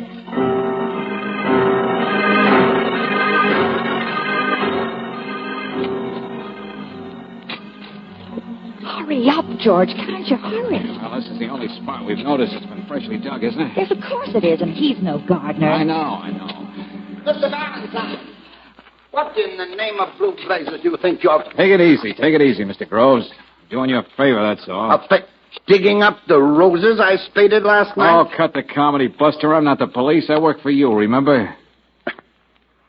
Yes, so you do. But it's the stain on the living room floor all over again, isn't it? It is. Unless you do some very fast explaining, Mr. Groves. Or would you rather I did some more fast digging? You may dig if you like. Okay, Buster. There's not much more loose dirt to go. Yes, you may dig if you like. You may be suspicious. You may listen to that old gossip Williams if you like. You may think whatever you wish, and I won't interfere, Mr. Valentine. Yes, you may dig all you like, all you... Well, go on. What's the matter with you? Dig, Mr. Valentine. Go on. Okay, you win, Buster. No more loose dirt. Only goes a foot down. Yes. The proper depth for cultivating roses. Now get out of here, Mr. Valentine. Get out of here and never come back again. You're fired. Do you hear me? Fired. All right. I was going to quit anyway, Mr. Groves. You don't want a guy working for you who believes that you murdered your wife?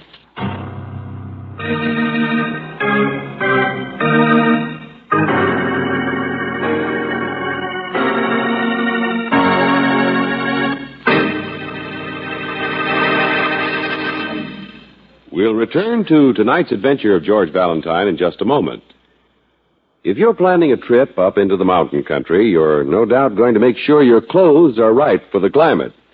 But did you know that Chevron Supreme gasoline is also climate-tailored? That's right. This premium quality gasoline is specially blended for each different altitude and temperature zone in the West. And it's further tailored according to the season. Try a tank full of Chevron Supreme tomorrow. Right away, you'll notice how much better your car responds. Faster starts, faster pickup in traffic, ping-free power on hills. Wherever you drive in the West, count on top performance in that area when you've got Chevron Supreme in the tank. In fact, you can't buy a better gasoline for today's high-compression engines. Ask for it at standard stations and at independent Chevron gas stations where they say and mean we take better care of your car.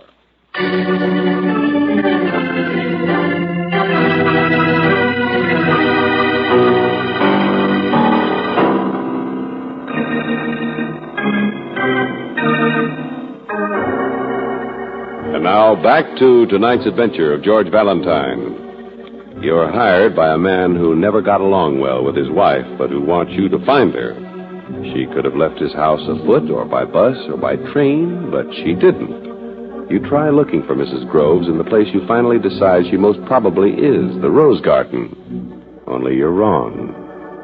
Well, if you're anything like George Valentine, it doesn't bother you to be wrong, except when you've called in Lieutenant Riley and he keeps harping on it. The trouble with you, Valentine, is you always jump at conclusions. All right, Riley, all right. Well, what would you have done, Lieutenant? What would you have thought? That's not the point. The point Look, is... never mind, will you? Never mind.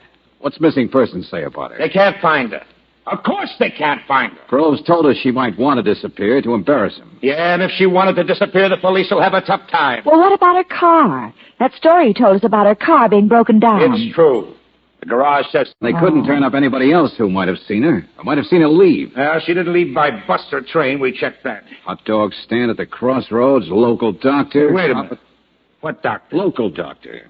Groves said he called him to come out and tape up his ankle. No, George, that was after his wife had already gone this morning. Sure, Valentine, sure. You're all mixed up. We talked to that doctor, and he said he'd never even met Groves, ever. Oh. So the ankle's bumped two ways, huh? A phony, maybe. That's what I mean. There's holes in Groves' stories. George, Mrs. Groves wasn't seen by anybody out there.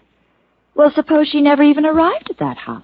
That we have proved, Miss Brooks. Huh? She arrived at the house, all right, just the way he said she did a couple of nights ago. And hasn't been seen since. Well, cherchez the other femme. Huh? Come on, Angel. Let's see what the nervous secretary has to say. Yeah. Now, wait a minute. Hello, Riley speaking. What? Yeah? Oh, I might have thought so.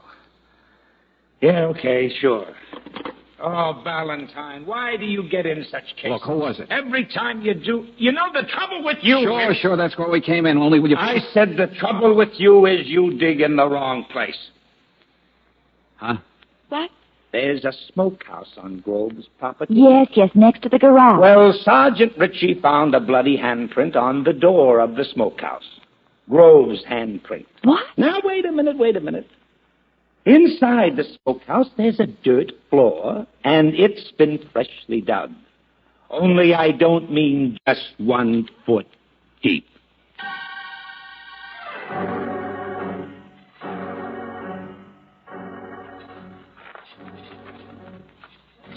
How you coming there, Sergeant? Won't take long, sir. You know, Mr. Groves, we're running those blood samples down to the laboratory for tests. I know, Lieutenant.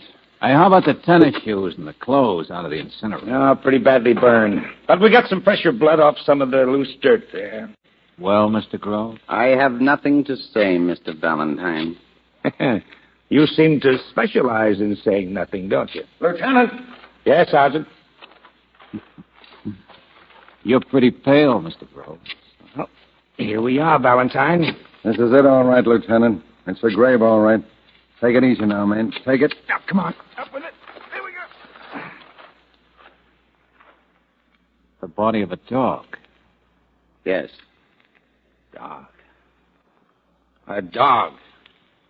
Wait a minute now. That's all you'll find there, just a dog. What kind of a runaround do you think you're pulling here? Of course I haven't explained. Why should I incriminate myself? I killed the dog last night. He went for my leg, and I swung with a stick, and I hit him too hard. I started to bury him in the roses when it occurred to me that other dogs might...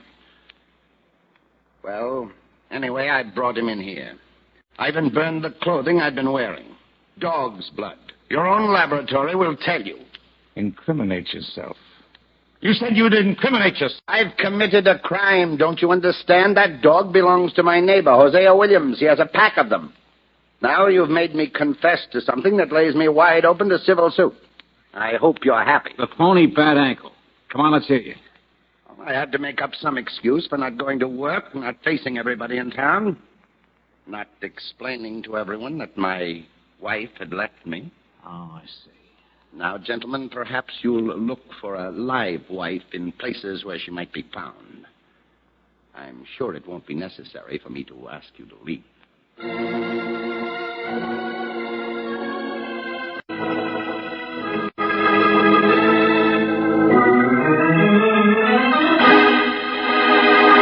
George, Lieutenant, where on earth have you been? Mr. Williams called nearly half an hour ago. Oh? Hosea Williams, the gossip. And he wants you to get right back out there. Oh, he does he? He wants us to stick out our long necks George, listen. Mr. Williams says she's back again. That other woman. He's positive it's the same one. Well, so what? There's no law against a businessman not sticking to business, is there? Who cares? Hold on, Riley, will you? What else, Angel? Well, he said he saw them kissing and they were trying not to be seen. Okay, that's enough. I'm going. Oh, no, you're not. I said I'm going, Riley. Okay, I'll go, too. Huh? Yes, I'll go. And I might even make an arrest this time. I'll arrest that guy Williams for malicious gossip. That's what I'll do.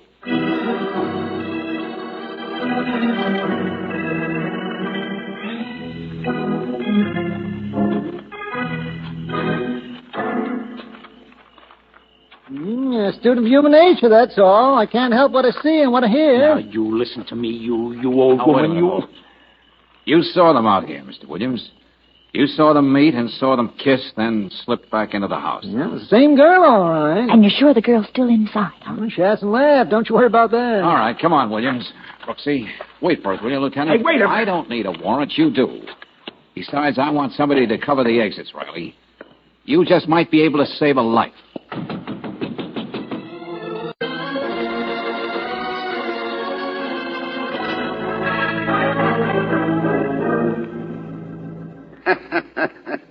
The cupboard is bare.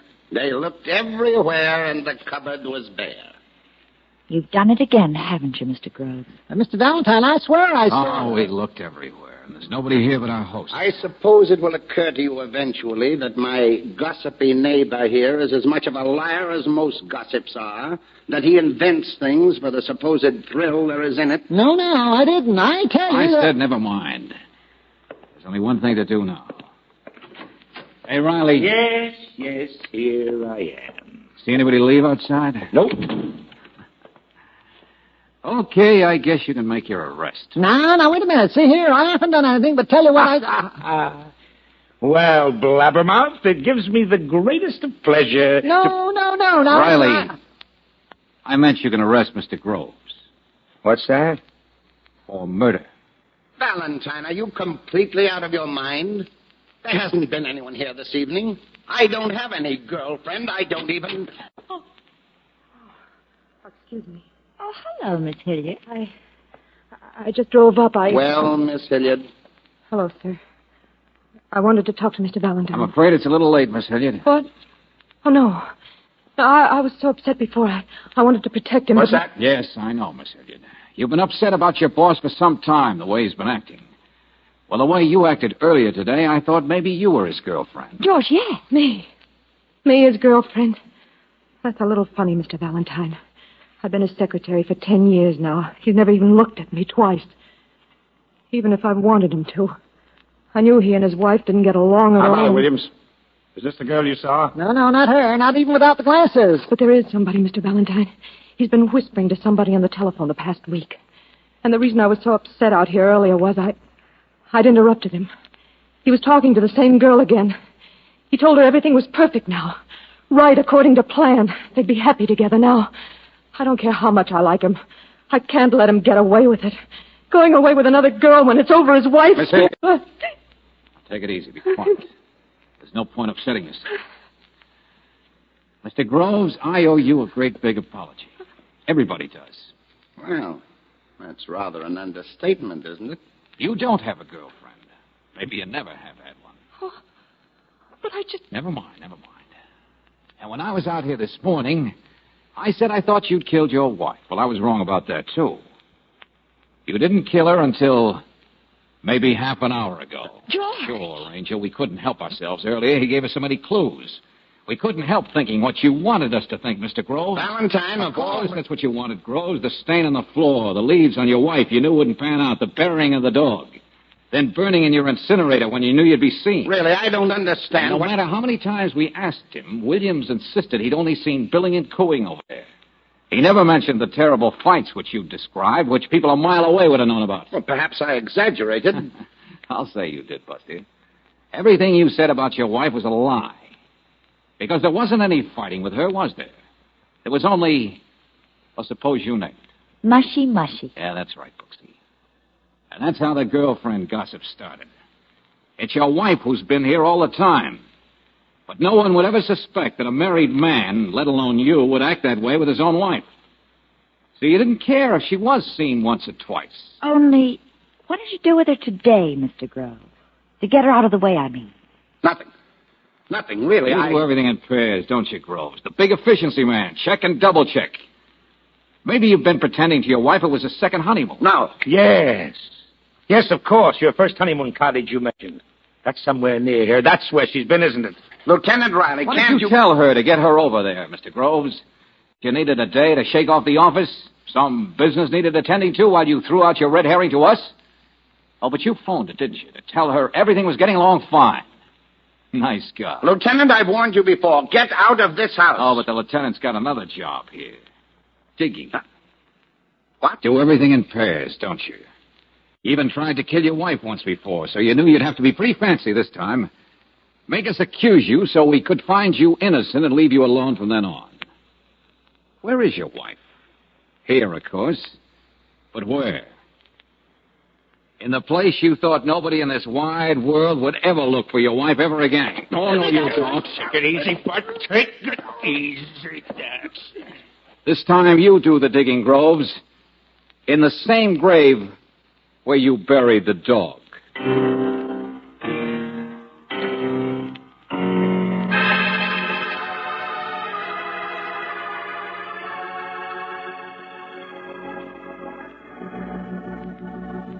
George, I wonder why he did it.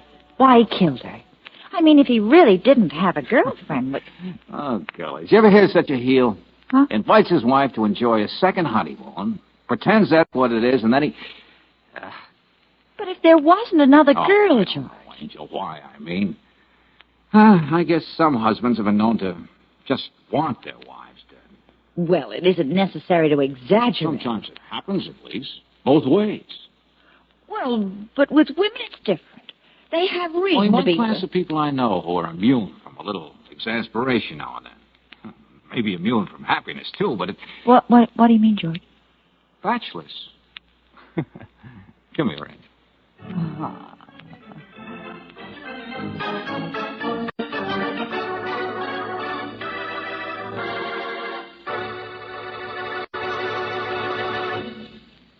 What's the best fall tonic for the car you love? Easy answer, RPM Motor Oil.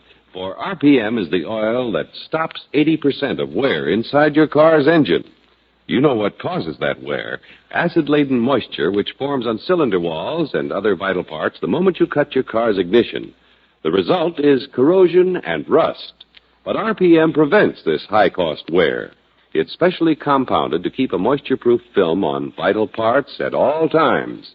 Even though your car stood still for days or weeks, rust and corrosion couldn't get started with RPM protecting it. No wonder RPM Motor Oil is first choice in the West. It's the oil that stops 80% of engine wear.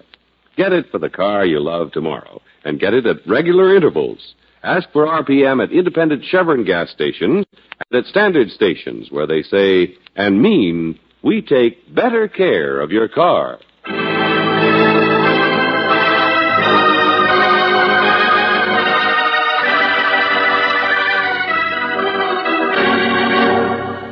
And now, here is Robert Bailey.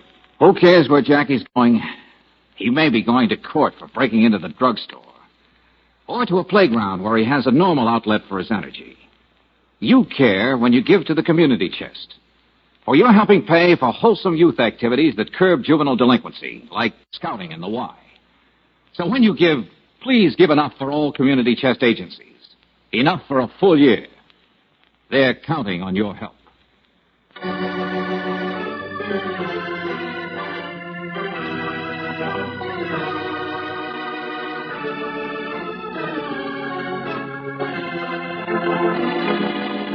Tonight's transcribed adventure of George Valentine has been brought to you by Standard of California on behalf of independent Chevron gas stations and Standard stations throughout the West.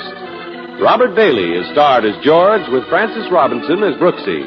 Wally Mayer appears as Lieutenant Riley. Let George Do It is written by David Victor and Jackson Gillis and directed by Don Clark. Also heard in the cast were Ted DeCorsia as Groves, Gene Bates as Rena, Dick Ryan as Hosea, Joe Forte as Benson. The music is composed and presented by Eddie Dunstetter. Your announcer, John Heaston. Listen again next week, same time, same station, to Let George Do It.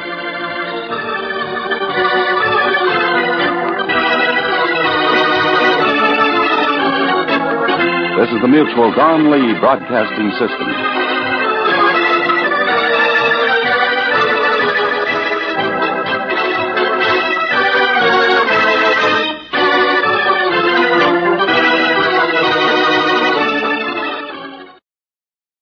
Welcome back.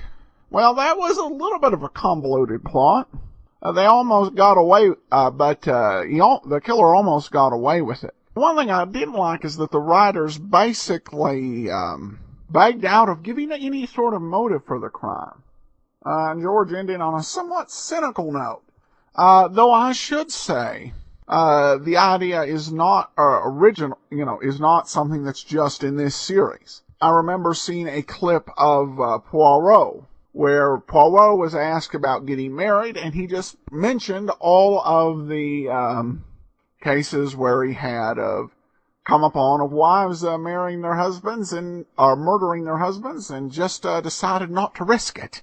And Brooksy in this episode continues to play a pretty big role in solving the cases. Though in this case, some of the evidence she detected was stuff that was being planted to draw the detective's attention, but she spotted it first. Well, we do turn to listener comments now. Dave Smith said, Let George Do It is my favorite. Well, thanks so much, Dave, and thanks so much to everybody out there listening. We'll be back tomorrow with Sherlock Holmes. Well, before we do get started, I do want to let you know about Netflix. Thanks to Netflix, I've discovered yet another great detective, Cannon. Just got the first disc from his 1970s detective series starring William Conrad, who's, of course, a great famous radio star as well.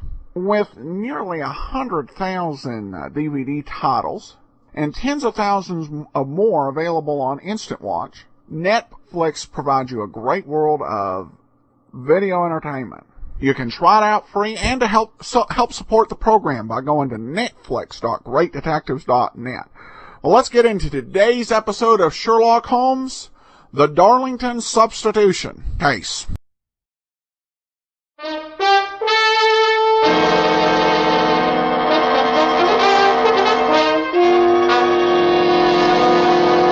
Kreml Hair Tonic and Kreml Shampoo present the new adventures of Sherlock Holmes, starring Nigel Bruce as Dr. Watson and Tom Conway as Sherlock Holmes.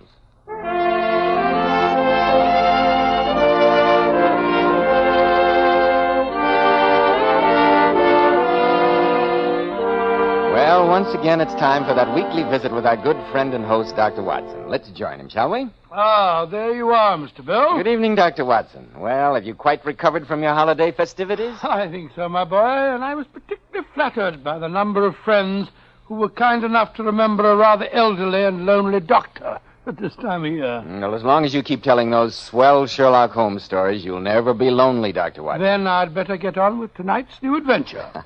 It involved us in one of the most shocking scandals of the 19th century. A scandal that, had it ever emerged in the light of day, might easily have brought ruin and disgrace to one of the most famous men who ever came a member of the House of Lords. Well, this one I've got to hear. But first I have a message for our listeners. Today, more than ever before, I think men realize how important it is to keep their hair neatly groomed. And men, may I ask you this about the preparation you use? Does it give your hair that old-fashioned, greasy, patent leather look? When you run your hand back over your hair, does your hair feel greasy, sticky, or dirty? Does grease come off on your hand or hat band? If it does, then be smart, men. Change at once to Kreml Hair Tonic. This highly specialized hair tonic contains a special combination of hair grooming ingredients which is found in no other hair tonic. That's why Kreml keeps your hair in place longer with such a handsome, well-groomed look. When you use Kreml, you can run your hand back over your hair, and, men, it's really a pleasure. No grease comes off on your hand. And I'm sure you'll enjoy the way Kreml always looks and feels so clean on your hair and scalp. Let it keep your hair looking handsome at all times. Buy a bottle of Kreml at any drug counter. Ask for an application at your barber's. Kreml, Kreml Hair Tonic. Now, Dr. Watson, how about the 19th century scandal in which you and the great Sherlock Holmes became involved? Well, Mr. Bell, that adventure began in the very early days of the great man's career. World acclaim and handsome fees were some years ahead of him. And in those times we spent many long evenings discussing whether a decent living could be obtained by the practice of criminal detection. On the day that this particular story began, we just finished our breakfast. Holmes, a curved pipe clenched between his teeth, was scanning the personal columns of the morning paper. I can almost hear him now, as he said... Dear me, Watson, the agony column of the Times is more than usually barren this morning. Are you looking for a possible client, Holmes? Naturally.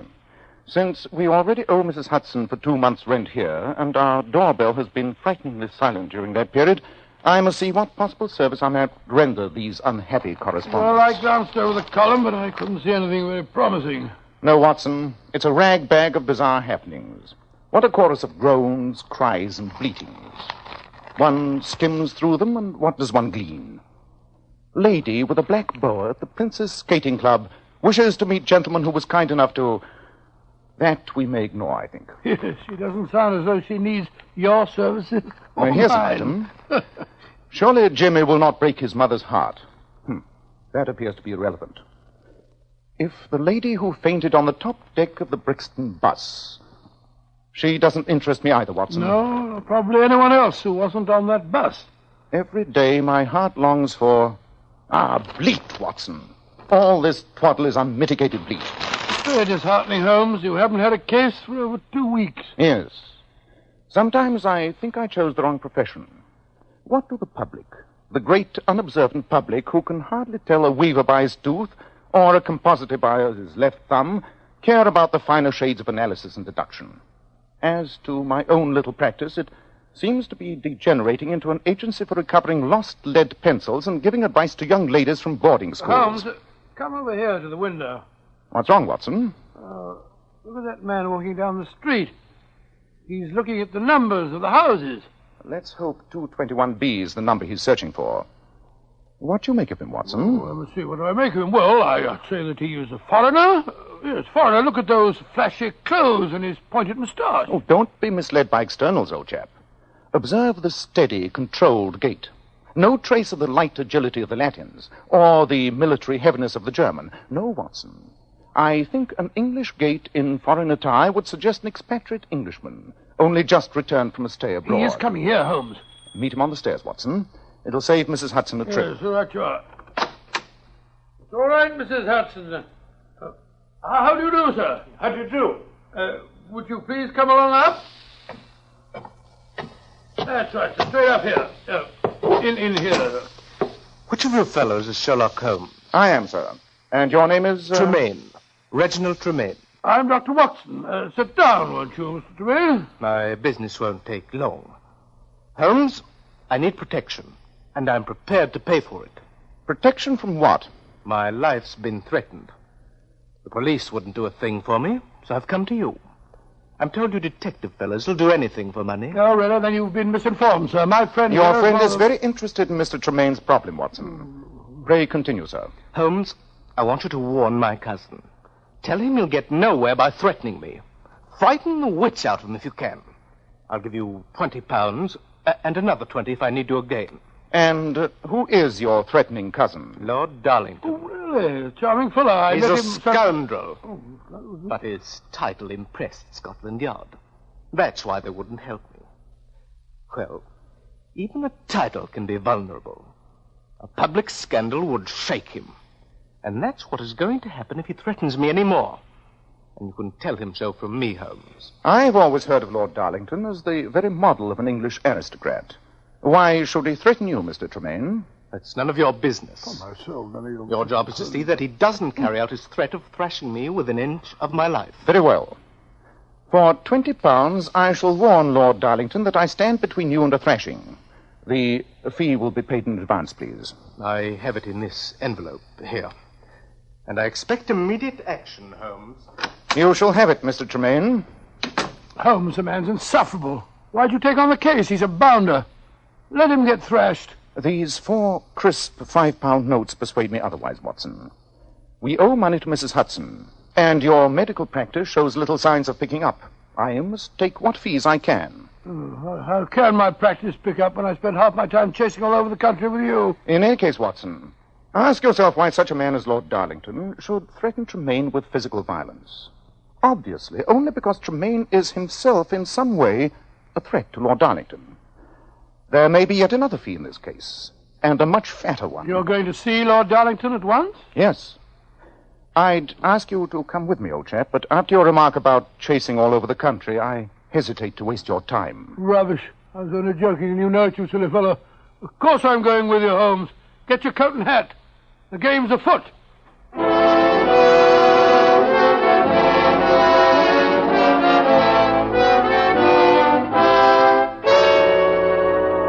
£10,000, my dear cousin, or the scandal will be spread all over London. It's preposterous, Reginald.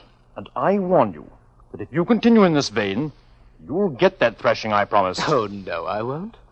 I've engaged a detective fellow by the name of Sherlock Holmes. He's going to act as a bodyguard. So you'd better not try any tricks. He should be here any moment. How dare you bring a stranger into this mess? How dare you? That's right, my dear cousin. Bolster up your courage with the brandy bottle. Be quiet, Reginald. It'll cost you £10,000 to keep me quiet. I won't pay it. The scandal will make pretty readings in the newspapers. Before we go any further, Reginald, I insist on one thing. I shall bring Lady Darlington to here, and you must make this shocking accusation to her face. I shall be delighted to. Yes, Jenkins, what is it? Excuse me, Your Lordship, but there's a Mr. Sherlock Holmes and a Dr. Watson to see you. I told them that you were engaged, but they seem most insistent. Better have them come in, my dear cousin. We may need independent witnesses. Oh, very well. Show the gentleman in, Jenkins. Yes, Your Lordship. And then if you'll ask Lady Darlington to come here, I'll be very glad to make my accusation in public. It's blackmail, Reginald. That's what it is. You'll never get away with it. Won't I? I think you'll be surprised. Mr. Sherlock Holmes and Dr. Watson. Allow me to introduce my cousin, gentlemen, Lord Darlington. How do you do? Jenkins? Yes, Your Lordship. Ask Lady Darlington to step in here for a moment. Yes, Your Lordship. Lord Darlington, I greatly admired your speech in the House of Lords on tax reform. I only wish we had met under different circumstances. As it is my duty to... Oh, that's inform... all right, Holmes. I've already told my dear cousin that I'd engaged your services. I want you both here as witnesses. Witnesses? To what? Reginald has made a shocking accusation. As soon as my wife comes here, I'm going to insist that he repeat the statement to her face. Now, there you are, Clara. I'll just put Gordon to sleep, dear. Hello, Reginald. How are you, Clara? My dear, I want to introduce Mr. Sherlock Holmes and Dr. Watson. How do you do? Well, do sit down, won't you? Albert, what's wrong? You all look so dreadfully serious. Clara, my dear, Reginald has made a shocking accusation. It concerns you, and I insisted that he repeat it in your presence. An accusation against me? Yes, Clara, my dear. You see, I'm requesting a paltry sum for concealing my knowledge of the Darlington substitution scandal. Substitution? What on earth do you mean? Well, who should understand me better than you? The baby asleep upstairs, the supposed heir to the Darlington title, is not your child. That's a lie. How dare you say that, Reginald? Lord Darlington, surely you were present at your son's birth? Well, as a matter of fact, I wasn't. I was abroad on government business at the time. My wife went to the country with a paid companion. My son was born there. Oh, no, my dear cousin. A son was born there, and then it was passed off as yours. That's a foul lie. Abbott, make him leave this house. I'm afraid, Clara, my dear, that, well, he's threatened to go to the newspapers. We must hear him out. Lord Darlington, surely the matter is not hard to settle. You say your wife had a companion. Confront her with a story. She can establish the truth of the matter. Yes, of course she can, but where is she? I haven't seen Maud Harris since she left me a year ago. Then I have a surprise for you, Clara. She's waiting in my cab outside now. I'll tell Jenkins to send her in. Jenkins? Yes, sir? Ask Miss Harris to join us. She's waiting in my cab. Yes, sir. Abbott, I don't know what devil's work Reginald's up to, but you don't believe him, do you? Of course not, Clara, darling. Mr. Tremaine, how did you get in touch with this Miss Harris? For an employee, you ask a lot of questions, Holmes. I met Maud Harris at Brighton last week.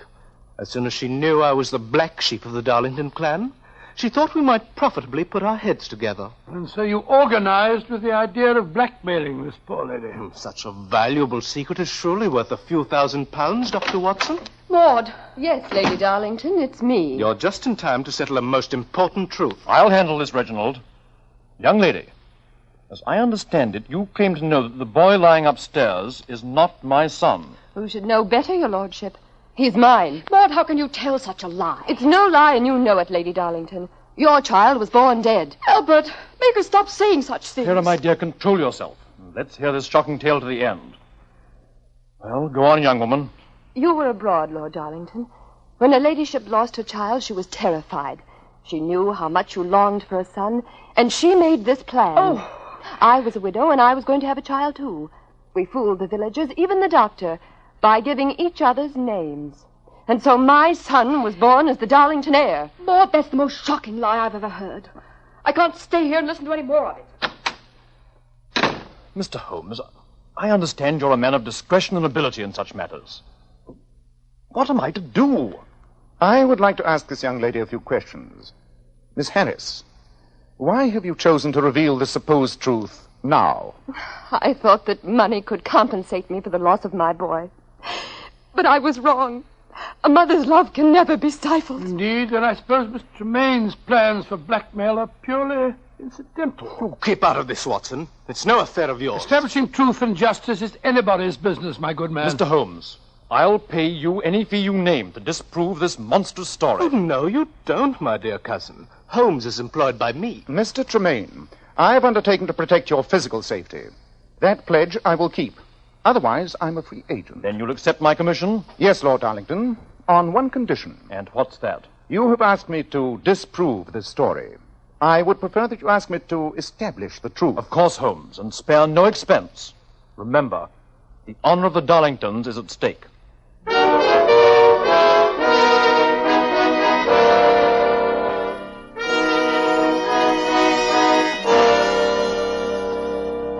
Well, Holmes, little did I think when Tremaine called on us this morning that we'd end up the day tramping a village lane in Surrey, looking for a Dr. Godfrey. And yet, that gentleman must surely be able to give us the final answer. Lady Darlington said that he attended Yes, her. but supposing the companion's story was true and they had changed names. Even so, the good doctor will certainly know whether the boy was born to a slight, blonde woman like Lady Darlington or a brunette Amazon like Maud Harris. Well, here's the doctor's house. They said in the village it was the one with the gabled roof. No lights visible. I hope the doctor's not out. Doesn't seem to be any answer. Confound it. I don't believe there's anyone at home. And you will observe, Watson, that this morning's delivery of milk still stands on the doorstep. Curious. Let's explore a little. Well, perhaps the doctor's gone away for a few days. If so, he's a very careless man. Look, that window's wide open. Do you think we might go in and look round? We not only might, we will go in. Too much is at stake to stand on ceremony. Strike a match, Watson. Right you are. I'll light that lamp. There you are. Holmes! Holmes, look! The figure slumped over the desk. Someone has reached the doctor before us. He's been shot through the chest. He's dead, Holmes. How long would you estimate he's been dead, Watson? About 24 hours, I say. So now we become involved in murder as well as blackmail. Well, the answer's perfectly obvious to me. Tremaine came here and shot him. He knew that he could never blackmail Lord Darlington while this doctor was still alive. Not necessarily, Watson. If the story of the substitution is true, you must realize that one other person would have an equal motive for murder. Great Scott, Holmes, who? Lord Darlington himself.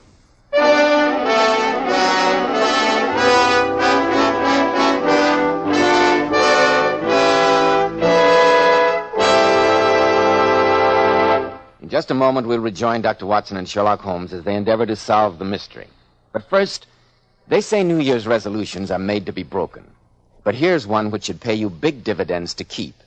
Resolve to take better care of your hair, to keep it better groomed, your scalp hygienic. Start using Kreml hair tonic at once. You see, Kreml is a highly specialized hair tonic. It contains a special combination of hair grooming ingredients which is found in no other hair tonic.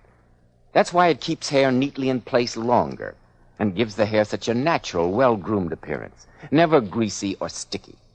But men, Kreml does lots more than keep hair looking attractive. Its light oils have a fine lubricating effect on a dry scalp. At the same time, it removes loose dandruff. And a quick massage with Kreml stimulates the circulation of blood in the surface of the scalp. Notice how alive, how invigorated your scalp feels. And men, you like to rub Kreml on your scalp because it's such a clean hair tonic. Never feels greasy or sticky. And if your hair is so dry that it breaks and falls when you comb it, Kreml actually helps condition the hair, in that it makes it feel softer, more pliable, and looks as if it had some body to it. So men, for better groomed hair and a hygienic scalp, change to Kreml. Kreml. Kreml hair tonic.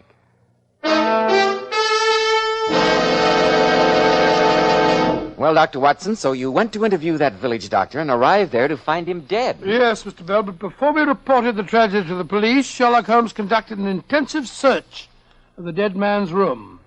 After a moment, he turned to me and said, Watson, we must see what the inanimate objects in this room can tell us. Aha, here's the doctor's appointment pad. Let's see who his last visitor was. Look, there's the name of Darlington. Yes, but that tells us little. If the companion's story is true, the word Darlington could refer to either of the women or to Lord Darlington himself. But what are these letters scribbled before the word Darlington? Why must doctors have such illegible handwriting? Doctors don't have illegible handwriting. I disagree. In fact, I've often thought they train you to write badly in medical colleges. Yes. The letters are R-E, Re, Darlington. That means that someone was calling about the Darlington case. A fact we already knew. Yes. Let's see what else we can find. Hello. Look over here on the sideboard. Brandy decanter with a stopper left out. And one glass that has been drunk from. The killer must have had a drink after he shot the doctor. And in so doing, I think he gave us the clue to his identity. Oh, how? There's a speck on the rim of this glass. I think it's...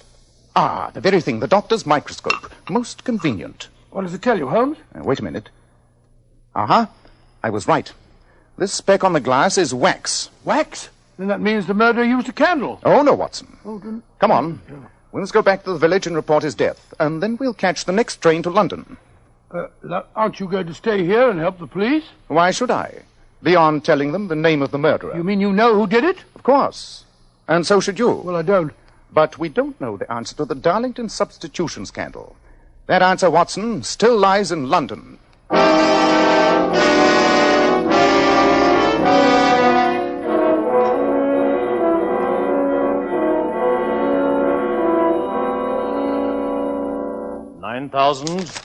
£9,500, £10,000. Well, there you are, Reginald. Thank you, my dear cousin. I'll put the money in my bag, Reginald. Mr. Sherlock Holmes and Dr. Watson. Lord Darlington, that sheaf of banknotes in Miss Harris's hand. Surely you didn't pay the blackmail. I discussed the matter with my wife, Mr. Holmes. She's deeply upset. We both agreed that the scandal, once started, would cling to us for life, even if it was disproved later. That's why I paid the money. You engaged me as your representative in this case, Lord Darlington. Miss Harris, give that money back at once. It was a gift from Lord Darlington, in front of a witness. If you try to touch it, I shall send for a policeman. That won't be necessary. 2 of them are waiting in the anteroom now. Police? Oh, Holmes, you shouldn't have done it. I wanted no breath of this scandal to emerge from beyond these 4 walls. The fact that police are here has nothing to do with the problems of blackmail. I brought them here to apprehend a murderer. A murderer? What do you mean? Dr. Godfrey, your wife's physician, was shot dead during the past 24 hours. He was killed before he could tell us the true answer to the parentage of the child upstairs. Murdered? Oh, what a dreadful thing. Have you any idea who did it? Every idea, Lord Darlington. But before I expose the criminal, I'd be obliged if you'd bring Lady Darlington here. And also the child. Oh, very well, Holmes. This is going to be a terrible shock to her. You're suddenly very quiet, Mr. Tremaine. Am I? I was wondering who might have killed Dr. Godfrey. Fortunately, we don't have to wonder. The murderer left a clue. After he'd committed the crime, he made the mistake of taking a drink. Darlington's quite a drinking man, you know. And you have been known to take a drink on occasions, too, Mr. Tremaine. For instance, after you'd killed Dr. Godfrey. After I'd... What rubbish are you saying? You see, the murderer left a tiny blob of wax on the glass. Oh, what does that prove? Merely that someone had been carrying a candle. But this wasn't candle wax.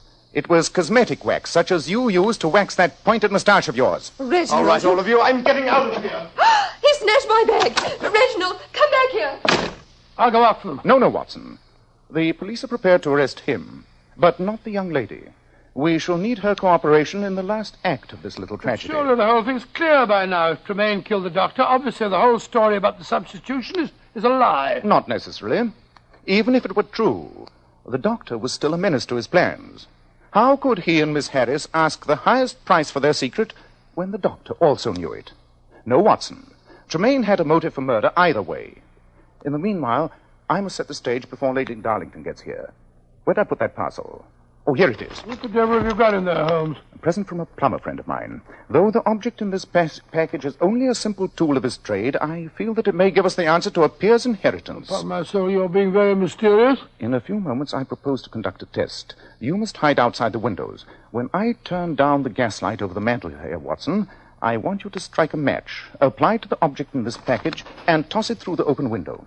At the same time, cry out the word fire at the top of your voice. I remember that. I think the results of the experiment may prove quite startling.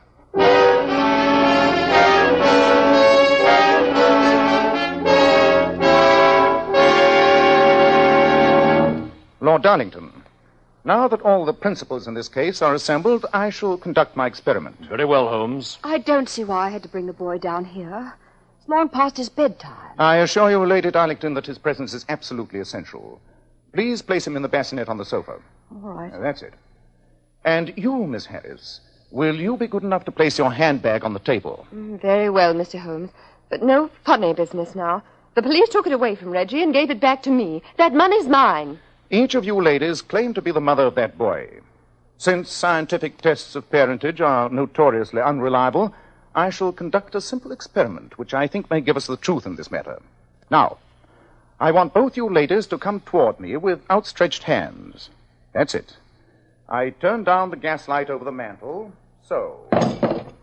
Fire! Fire! Oh, dear, darling. It's all right. It's all right. If you look closely, you'll observe that this object is a perfectly harmless plumber's smoke rocket. Fire! Fire! You can drop the masquerade, Watson. The case is solved. Fire! Oh, is it Holmes? Holmes, what on earth are you up to? You'll notice that on the cry of fire, Miss Harris ran for her handbag containing the 10,000 pounds. Lady Darlington instinctively rushed to her son.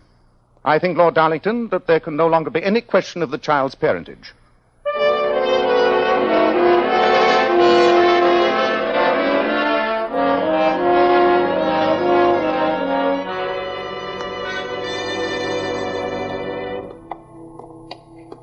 Midnight. Been a long day, Holmes. Yes, but profitable, Watson. A very profitable day's work indeed. Here's 1,000 guineas from Lord Darlington. And don't overlook the 20 pounds that Mr. Tremaine gave me. Certainly shan't. He retained you for protection, and you end up by sending him to the gallows. A fate that he richly deserves. I only wish I could have persuaded Lord Darlington to prosecute Miss Harris. Blackmail is a devilish crime. Funny to think that a simple plumber's rocket smoked out the truth. Yes. Though, you'll remember, I've had occasion to use the instrument before. When a woman thinks her house is on fire, her impulse is at once to rush to the thing she values most. It's a perfectly overpowering instinct. Well, you certainly took advantage of the fact. Ah, well, Watson, you may remember the old Persian saying, "There's danger for him who taketh the tiger cub, and danger for whoso snatches delusion from a woman." Oh, well, oh, yes, Watson. There's as much sense in Hafiz as in Horace, and as much knowledge of the world.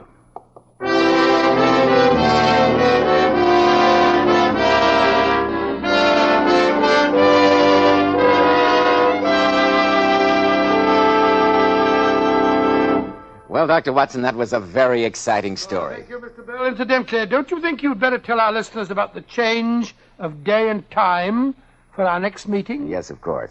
Ladies and gentlemen, our next broadcast will be on Monday, January 13th, over these same stations. You better consult your newspaper for the time.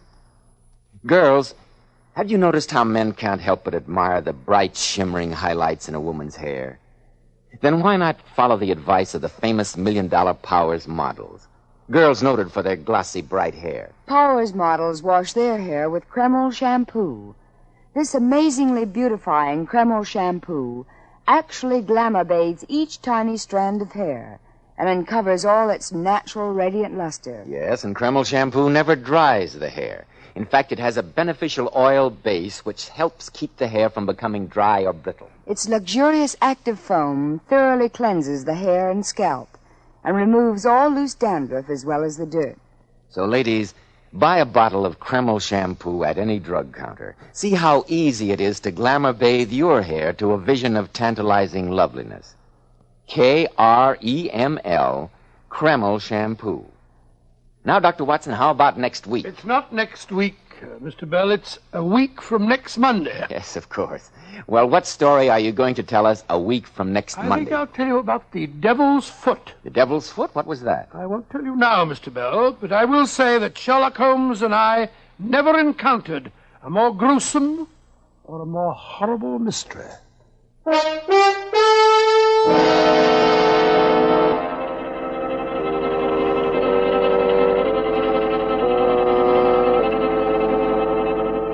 Tonight's new Sherlock Holmes adventure was suggested by an incident in Sir Arthur Conan Doyle's story, A Scandal in Bohemia. Nigel Bruce appeared by permission of California Pictures. Tom Conway through the courtesy of Eagle Lion Pictures. This is Joseph Bell speaking for Kreml Hair Tonic and Kreml Shampoo and inviting you to be with us 1 week from Monday. That's January 13th, when Dr. Watson will tell us about the Devil's Foot.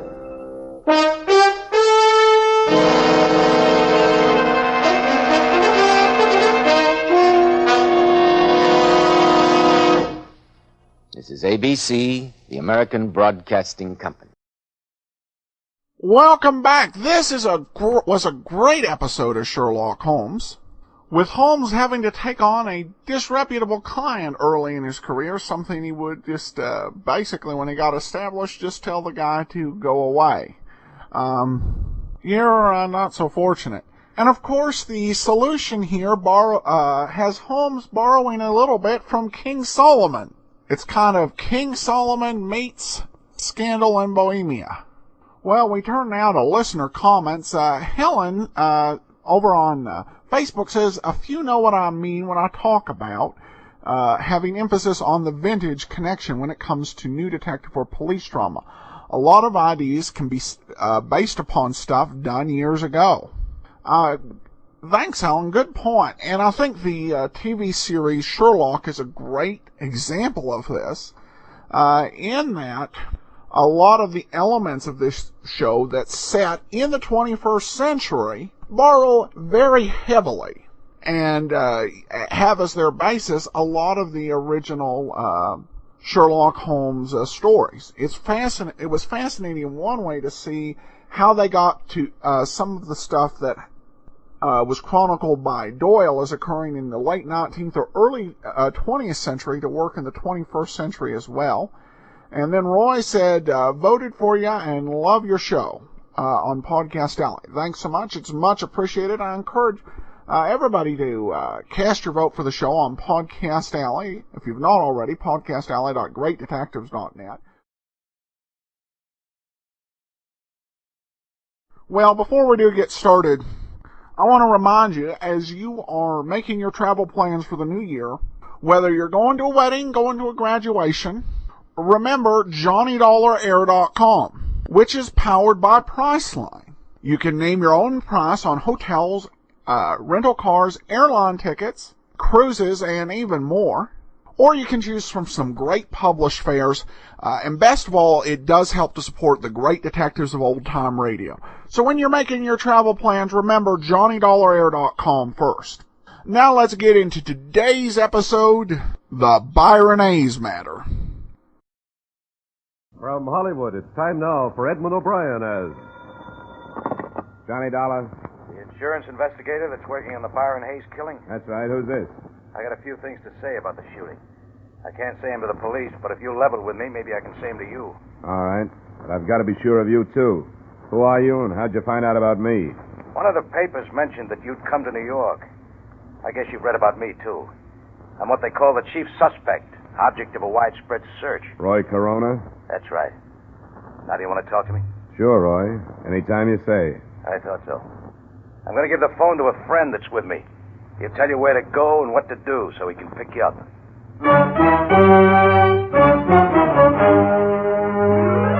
Edmund O'Brien in another adventure of the man with the action-packed expense account, America's fabulous freelance insurance investigator. Yours truly, Johnny Dollar.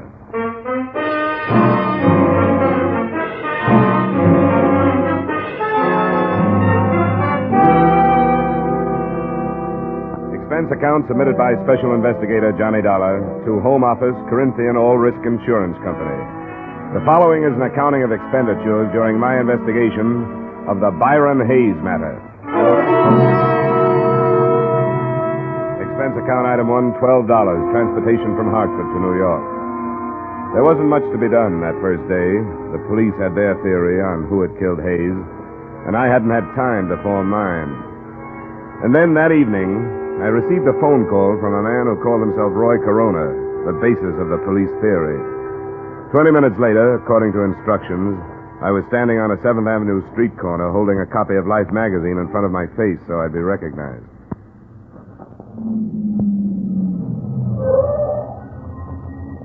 Hey, you. Yeah? What's your name? I'm your man, all right, Dollar. Come on.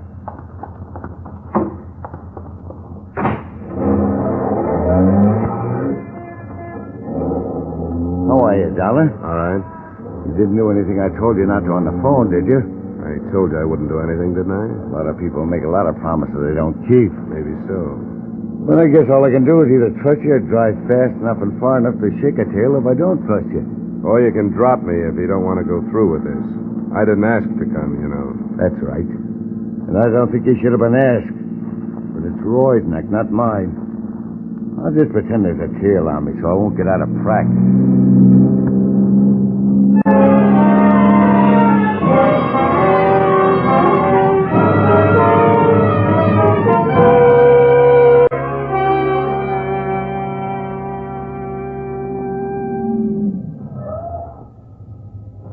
Doorway next to the poultry store there. Thanks for the ride. It's on the ground floor, second door back. Tell Roy I'll sit out here for a minute and then park the car. Sure. Tell him I'll be in a little while. Yeah.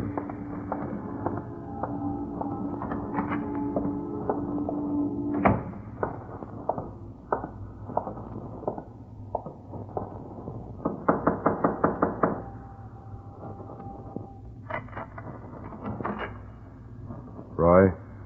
Yeah. My friend stay outside? Yeah, he said he was going to park the car. I'm not so sure I did the right thing calling you, but I guess I couldn't make things worse by doing it. I guess not, Roy. They want you real bad. Sure they do, because I'm a natural. Once you've been in prison, you're a natural for anything. There's more to it than that, isn't there? According to the papers, yeah, but not really. I didn't kill this Hayes guy. I didn't even know him.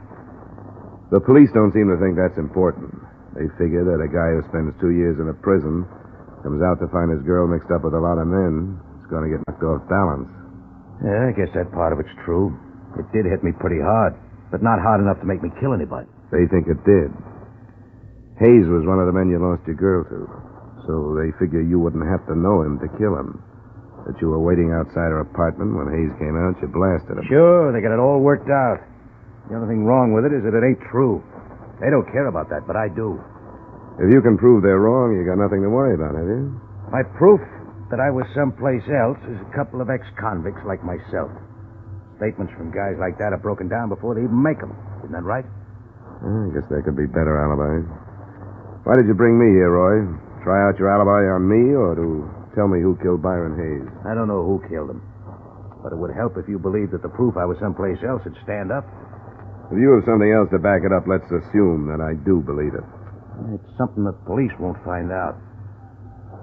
Rita was blackmailing Hayes. How do you know that? I heard him. Right after I came out, when I was having a bad time over Rita. I was in the hallway one night, and I saw him go into her apartment. I listened at the door, and I heard him talking about it. That would make it pretty careless, wouldn't it? Oh, it was him that was talking so I could hear.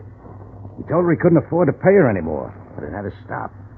It wouldn't do you any good to make this up, Roy. I know that. And if she was taking him, she must be taking the others. A cop wouldn't get the truth out of anybody, but you might be able to check it if they'll trust you. All right. I'll look into it. What about the police? You gonna tell them? That I got it from you? Yeah. They'd either toss me into a cell or laugh me out of town if I did. Unless you'd like to stick around and back me up. I don't think I will.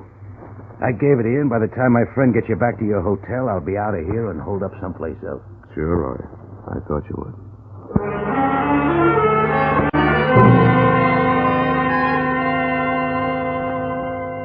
The only reason the tip from the number one suspect meant anything to me was that to date, no progress at all had been made. Rita Cobb, outside whose door Hayes had been killed, said she'd known him only casually, that he'd just dropped in. Nobody else could be found who knew about the association, and even the widow, Agnes Hayes, said she had never heard of Rita Cobb. After I was dropped at the hotel, I decided to try out the new lead on the widow first. I've told the police everything I know, Mr. Dollar. I'm afraid it wasn't very much, Mrs. Hayes, and I wondered if there might not be something you didn't tell them because you didn't want to. What do you mean? I'm not a policeman. There are no reporters around. Everything you say to me will be kept in confidence. Mrs. Hayes, didn't you really know that your husband was seeing Rita Cobb?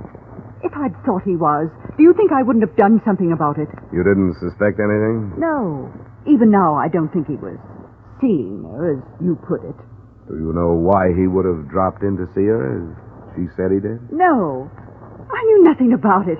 Oh, please, Mr. Dollar, you must understand that this has been very difficult for me. Yes, of course it has. As far as I'm concerned, my husband always was a man above question. His friends, his business associates, everybody looked up to him. I looked up to him. And now you and the others ask me to believe that he knew this woman. She said as much. No, she was lying. There must be something else she's hiding. She's saying she knew Byron to hide something else. She didn't know him. She's lying. We'll learn the truth, Mrs. Hayes. Someone told me that Rita Cobb was blackmailing your husband. That's not true. That he was heard saying he couldn't pay her anymore. It's not true. Why should he pay her anything? He didn't know her. All right, Mrs. Hayes. I only wanted to tell you what somebody said. It's not true. All right, Mrs. Hayes.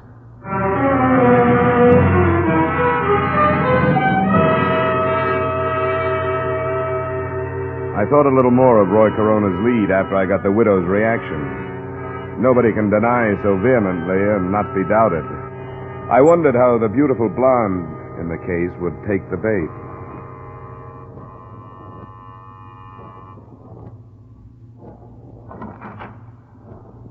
Hello, Miss Cobb. Hello. I'd like to talk to you. Why?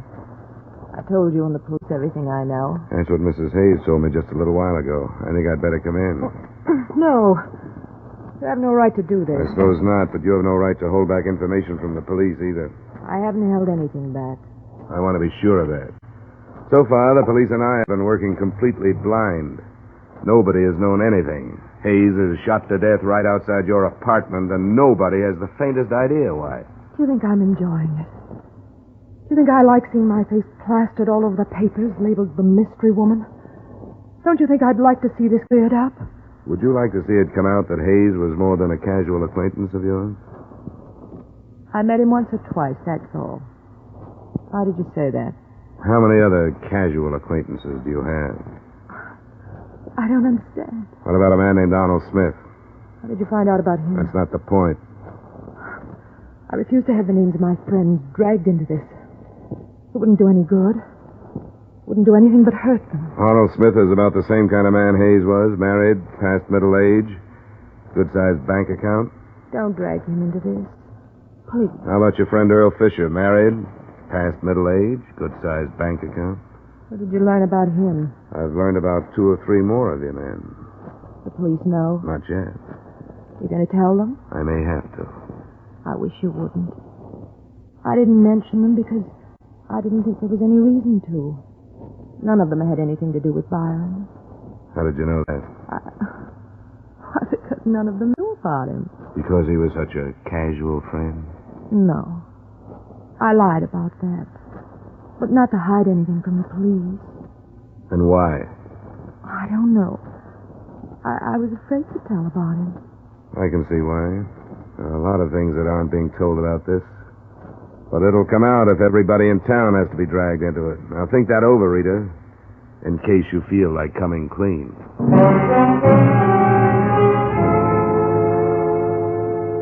She didn't feel like saying any more to me anyway. It was about 10 p.m. when I left her.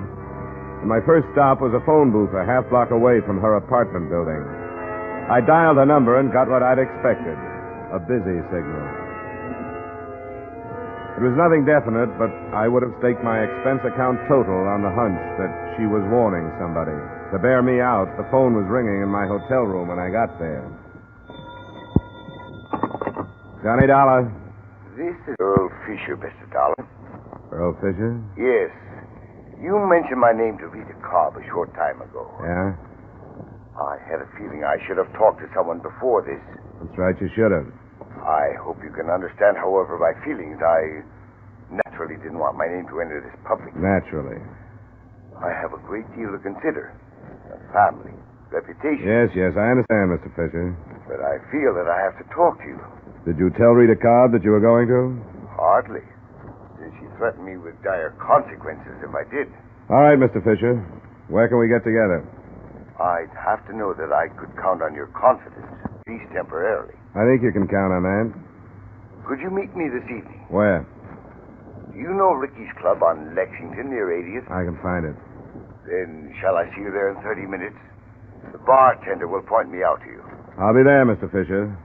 Thanks for calling.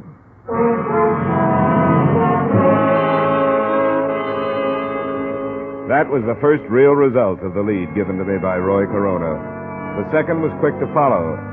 I would have made another bet that a warning by Rita Cobb had decided somebody else would correct the situation in another way.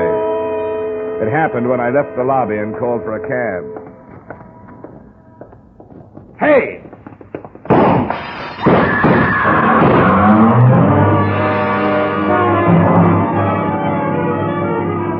The shots came from a car, double parked. First, I saw the pistol come out of the window. Then I dropped, and from a prone position, I heard the rest. And I remember lying there.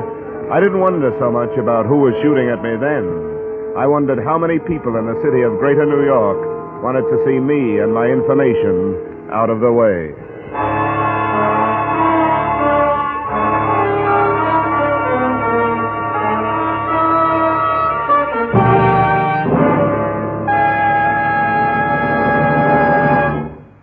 We will return you to the second act of yours truly, Johnny Dollar, in just a moment.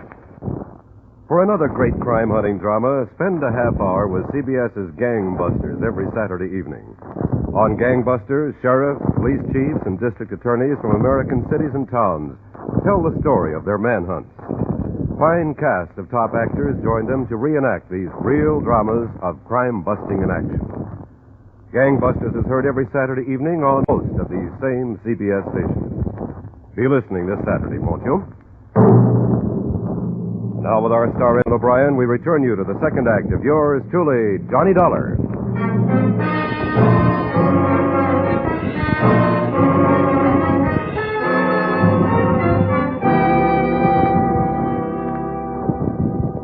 I didn't want to talk to the police right then, but I didn't have a chance not to. A patrolman was on the scene almost before I could get up off the sidewalk. And 25 minutes later, I was in my room with the sergeant of detectives I'd met earlier in the case. What's going on, Dollar? Who's out after you? I think I was mistaken for somebody else. Now, you know better than that. I've got witnesses that for 10 minutes a car was double parked in front of this hotel. And that time, 4 or 5 men came out of that lobby. But the minute you step out, they open fire. Now, that doesn't sound like a mistake, does it? It still could be. Are you holding out anything, Dollar? I don't know who shot at me, if that's what you mean. That's only part of what I mean. I don't want anybody killed working on one of my cases. Now, what have you dug up? If you don't give it to me, I'm going to put you under wraps for your own good. Okay, Mayor. Oh, then you do have something. Well, I didn't think much of it at first. It was a lead on Rita Cobb. What kind of a lead? On what might really have gone on between her and Hayes. Where'd it come from? I took it to the widow first. She still denied knowing her husband was acquainted with the Cobb woman, but she may have realized that by admitting it, she'd be giving herself a motive. That's not new. No, but the possibility of blackmail is. And she could have known about that, too. Blackmail? Where'd that come from? I can't tell you, but I think it's worth something. I have a list of names. Men who might be on the same spot that Hayes was. Got it written down? Yeah, right here. Get this, Dollar. Names, addresses, and occupation. Sorry, I can't tell you that. You're going to refuse to answer police questions? Just that one. I'm not trying to hog your case, Sergeant Middleton. I'm trying to be hard to get along with. But you've got to understand. You must have given your word to an informer somewhere along the line. All right, we'll let it pass for now. Thanks. And I guess you understand, too, that you're probably holding the names of some potential suicides if you break this publicly right now. And what about a potential killer? Do these men know you're onto them? I'm not sure how many. I tossed a couple of names at Rita, generalized the rest. Then one of them phoned me. When I was leaving the hotel, I was on my way to meet him. Probably baited you out onto the sidewalk. It could be. I couldn't tell where he was phoning from. Maybe right downstairs. Which one was he? This one, Earl Fisher. Married, family. Fairly big gun on the stock exchange. Motive enough to make a try on you? No proof that he fired the shots, but I'd pick up Rita Cobb as a material witness or something. Somebody might think of putting her out of the way if they haven't already. No, not if they know you have their names. Well, I guess you're right. But I'll pick her up anyway. Let me get on the phone. Just try a check on Earl Fisher.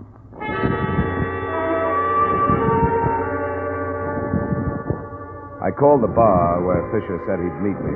The answer I got didn't do much to alibi him for the attempt on my life. The bartender told me that Fisher not only hadn't been there that night, but that he, the bartender, had never heard of him.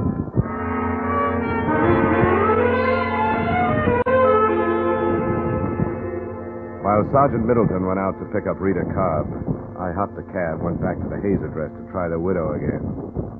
Is it absolutely necessary, Mr. Dollar? I'm so distraught. I'm afraid it is necessary, Mrs. Hayes. A number of things have happened since I left you. Very well. I hope you won't stay long. I'll try not to. Would you like to sit down? Yes, I think we'd better. All right. Come in here. I hope you'll forgive the appearance of the apartment. I haven't had the servant in. Might have been better if you had, rather than staying here alone. I couldn't face her. I don't know how I'll be able to face anybody ever. We've been not what you'd call prominent people, but certainly quite acceptable. Then to have Byron killed in that sordid place under these circumstances. What circumstances, Mrs. Hayes? That girl. No one will ever really believe that Byron didn't know her, no matter what the truth is. I think you know what the truth is, but you've had reason to deny it. Now, what reason? What are you trying to save? Save? What is there to save now? I can't think of anything except what's left of your pride, Mrs. Hayes, if you'll excuse my saying so. You're a cruel young man. I don't like to be, but sometimes it's worse to be too kind. You've taken advantage of the police and me by holding back the truth for purely selfish reasons. Mr. Dollar. You're less interested in seeing your husband's death cleared up than you are in what your neighbors will think of you when the truth does come out. And it has come out. Mr. Dollar. And you're in danger of having to answer impeding the investigation of the death of your own husband. Now, what will your neighbors think of that? Mr. Dollar, what are you saying? What do you mean? Rita Cobb admitted to me that your husband was more than a casual friend. She's lying. Another acceptable husband admitted to me that she was blackmailing him.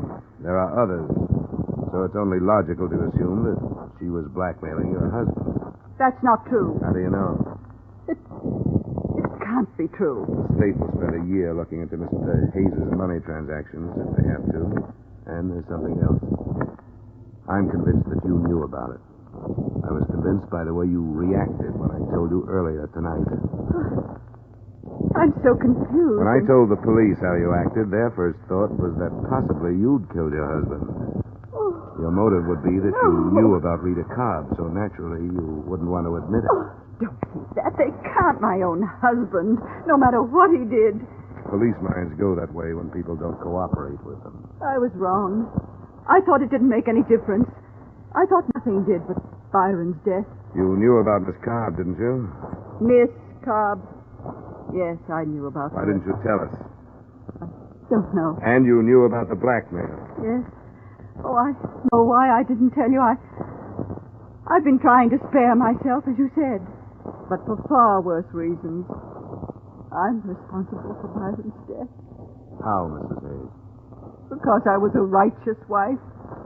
It wasn't enough that I found out about her and her blackmail, but I wasn't big enough to forgive him or even think calmly. If I had been, it would have ended. Then there would have been no reason to consent to blackmail. You learned just recently, then? Yes. I made him go to this woman. I made him go and tell her that he was through and that he was going to report her to the police. That's why he was killed. I sent him, and I was afraid to admit my responsibility.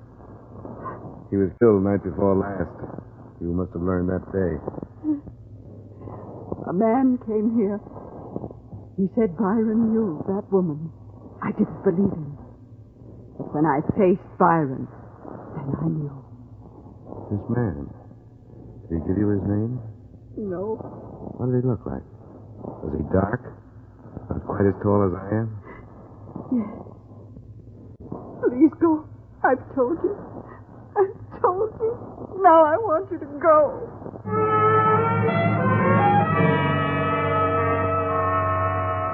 I left and took with me one more piece of the puzzle that looked like it was ready to fall into place. The man I described to her was my original informant, Roy Corona.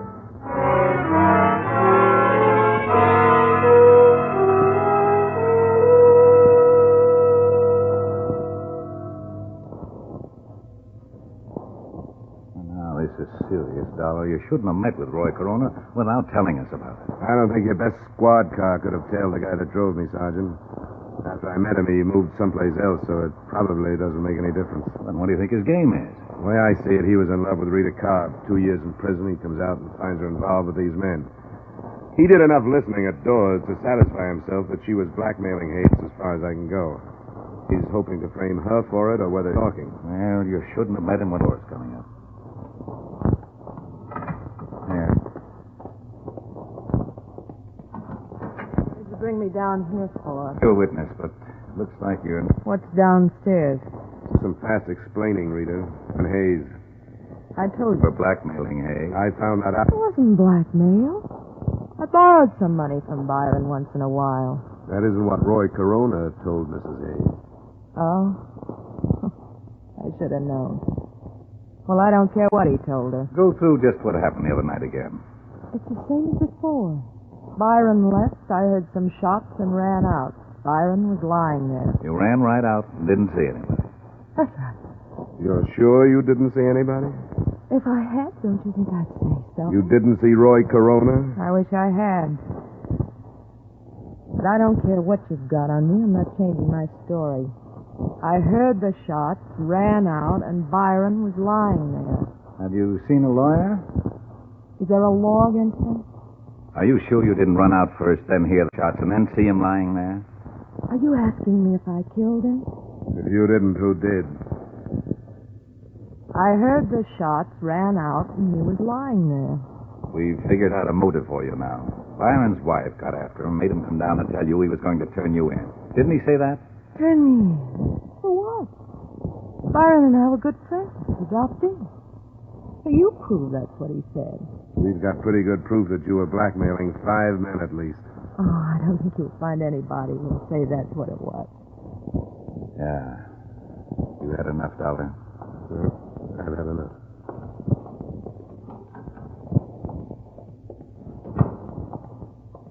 I'm going to see her charged with murder tomorrow. You certainly got enough.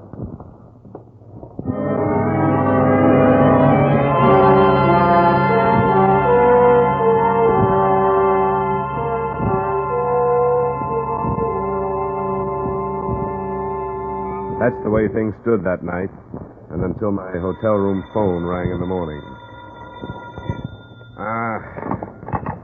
Johnny Dollar. Dollar, this is Roy Corona. Yeah, what do you want? I read in the morning paper they're charging Rita with murder. That's right. She didn't do it. I did. What are you talking about? What's the matter with you? Nothing's the matter with me. Only she didn't kill him, I did. I shouldn't have, but when I found out she was seeing him and she wouldn't see me, I went crazy. I saw him come out of her apartment and I killed him. I want you to come and get me. Nobody has to come and get you, Roy. Nobody's interested in you. If you want to make a statement, look up Sergeant Middleton and make one. I can't do it that way. Look, I'm where you first met me. Bring the sergeant and come out after me. Do it fast before I change my mind. Hello? Hello? After working half the night, it bothered Sergeant Middleton even more than it did me. But it was something that we thought we should look into. About 45 minutes later, we were knocking on the door of the dingy room next to the poultry shop. Who's that? Dollar? That's right, Roy. Oh, you came too late. I told you I might change my mind. Well, I have. Oh, come on, Roy. Don't be ridiculous. No, I killed him. And if there's no chance of working out a life with Rita, you might just... Look, Roy, everything is just... Okay, Dollar, let him have it.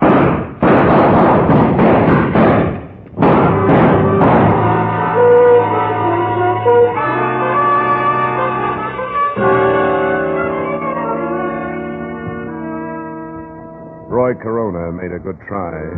As well he might have, since he went to Mrs. Hayes and started the whole thing. But his shots went wild, and the sergeant's mind did too. When we dragged him out, he was still telling the same story. He didn't stop trying to save her until he heard about the confession made by Rita Cobb after I'd left her, about her motive and about the murder gun that turned up in her apartment. Find enclosed his reaction to that. I'm sorry. I started it. I wanted to get her away from these men. I thought I could scare her away from the things she was doing. That's why I went to Hayes' wife. I never thought it'd lead to this. And I'd take the rap for Rita if I could. I wanted to get her to come back to me. Now look.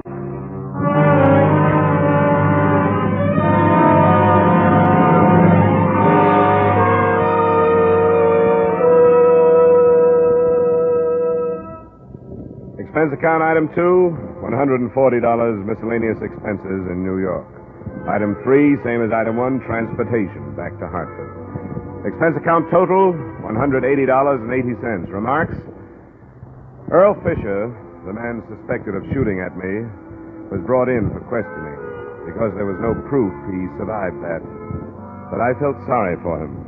I saw his wife, and what lay ahead for him at her hands was obvious. He was a condemned man. Yours truly, Johnny Dollar.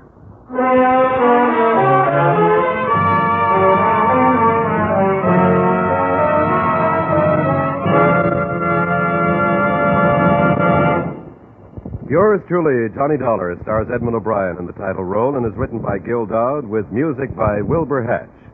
Edmund O'Brien's latest picture is a Paramount Pictures production, The Redhead and the Cowboy. Featured in tonight's cast were Jim Nusser, Lee Patrick, Gene Bates, Ed Begley, and Jack Moyle.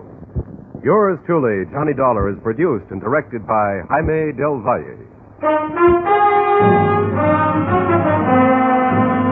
This is Dick Cutting inviting you to join us next week at this time when Edmund O'Brien returns as... Yours truly, Johnny Dollar.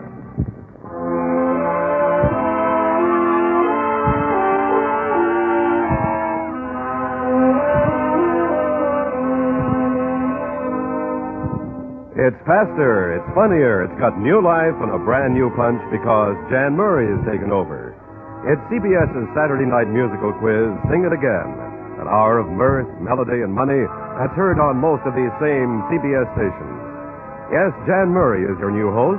Alan Dale, Judy Lynn, the Riddlers, and Ray Block are your music makers. And there are still loads and loads of cash for identifying the new Phantom voice. Be sure to hear the new Sing It Again, starring Jan Murray, tonight on CBS. Stay tuned now for Von Monroe's Caravan, which follows immediately on most of these same stations.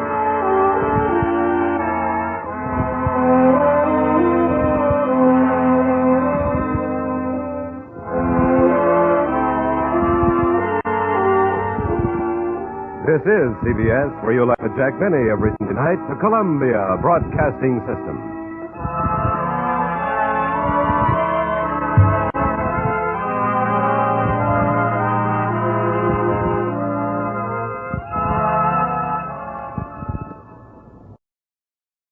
Welcome back. Well, this was actually, I think, a pretty solid episode until about the last, 3.5 to 4 minutes. Perhaps the oddest scene was when the world's 3 worst marksmen got together. Because I'm imagining that scene at the door.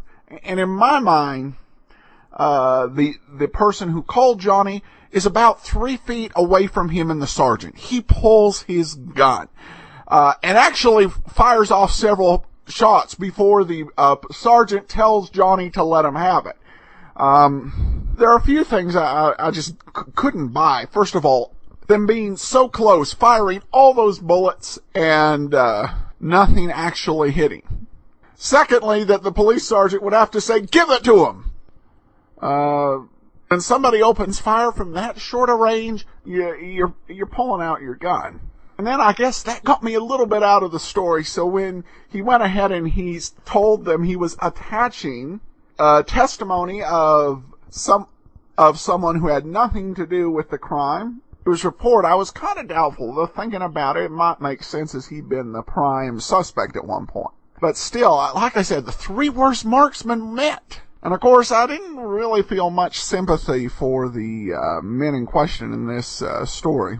But other than that, I thought the case worked right up until the end.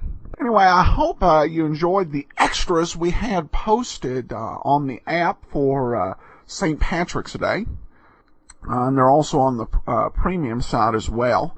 A couple of great Irish radio plays with Bob Bailey and Edmund O'Brien.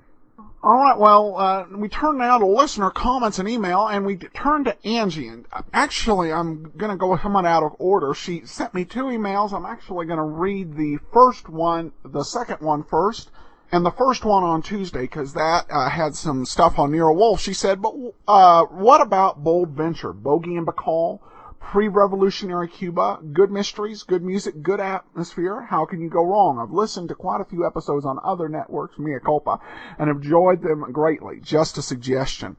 Well, thanks so much, Angie. In answer to the question, I like the idea of doing a series with Humphrey Bogart, but I've listened to several episodes, and it doesn't seem like really a detective or mystery series.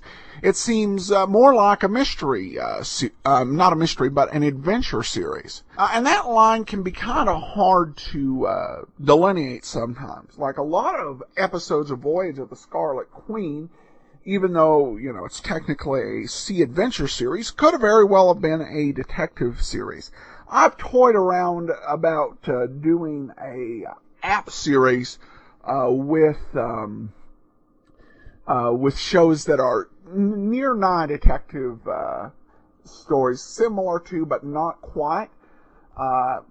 Just doing one of those regularly as an extra, like Voyage of the Scarlet Queen and Bold Venture. Just haven't had the time.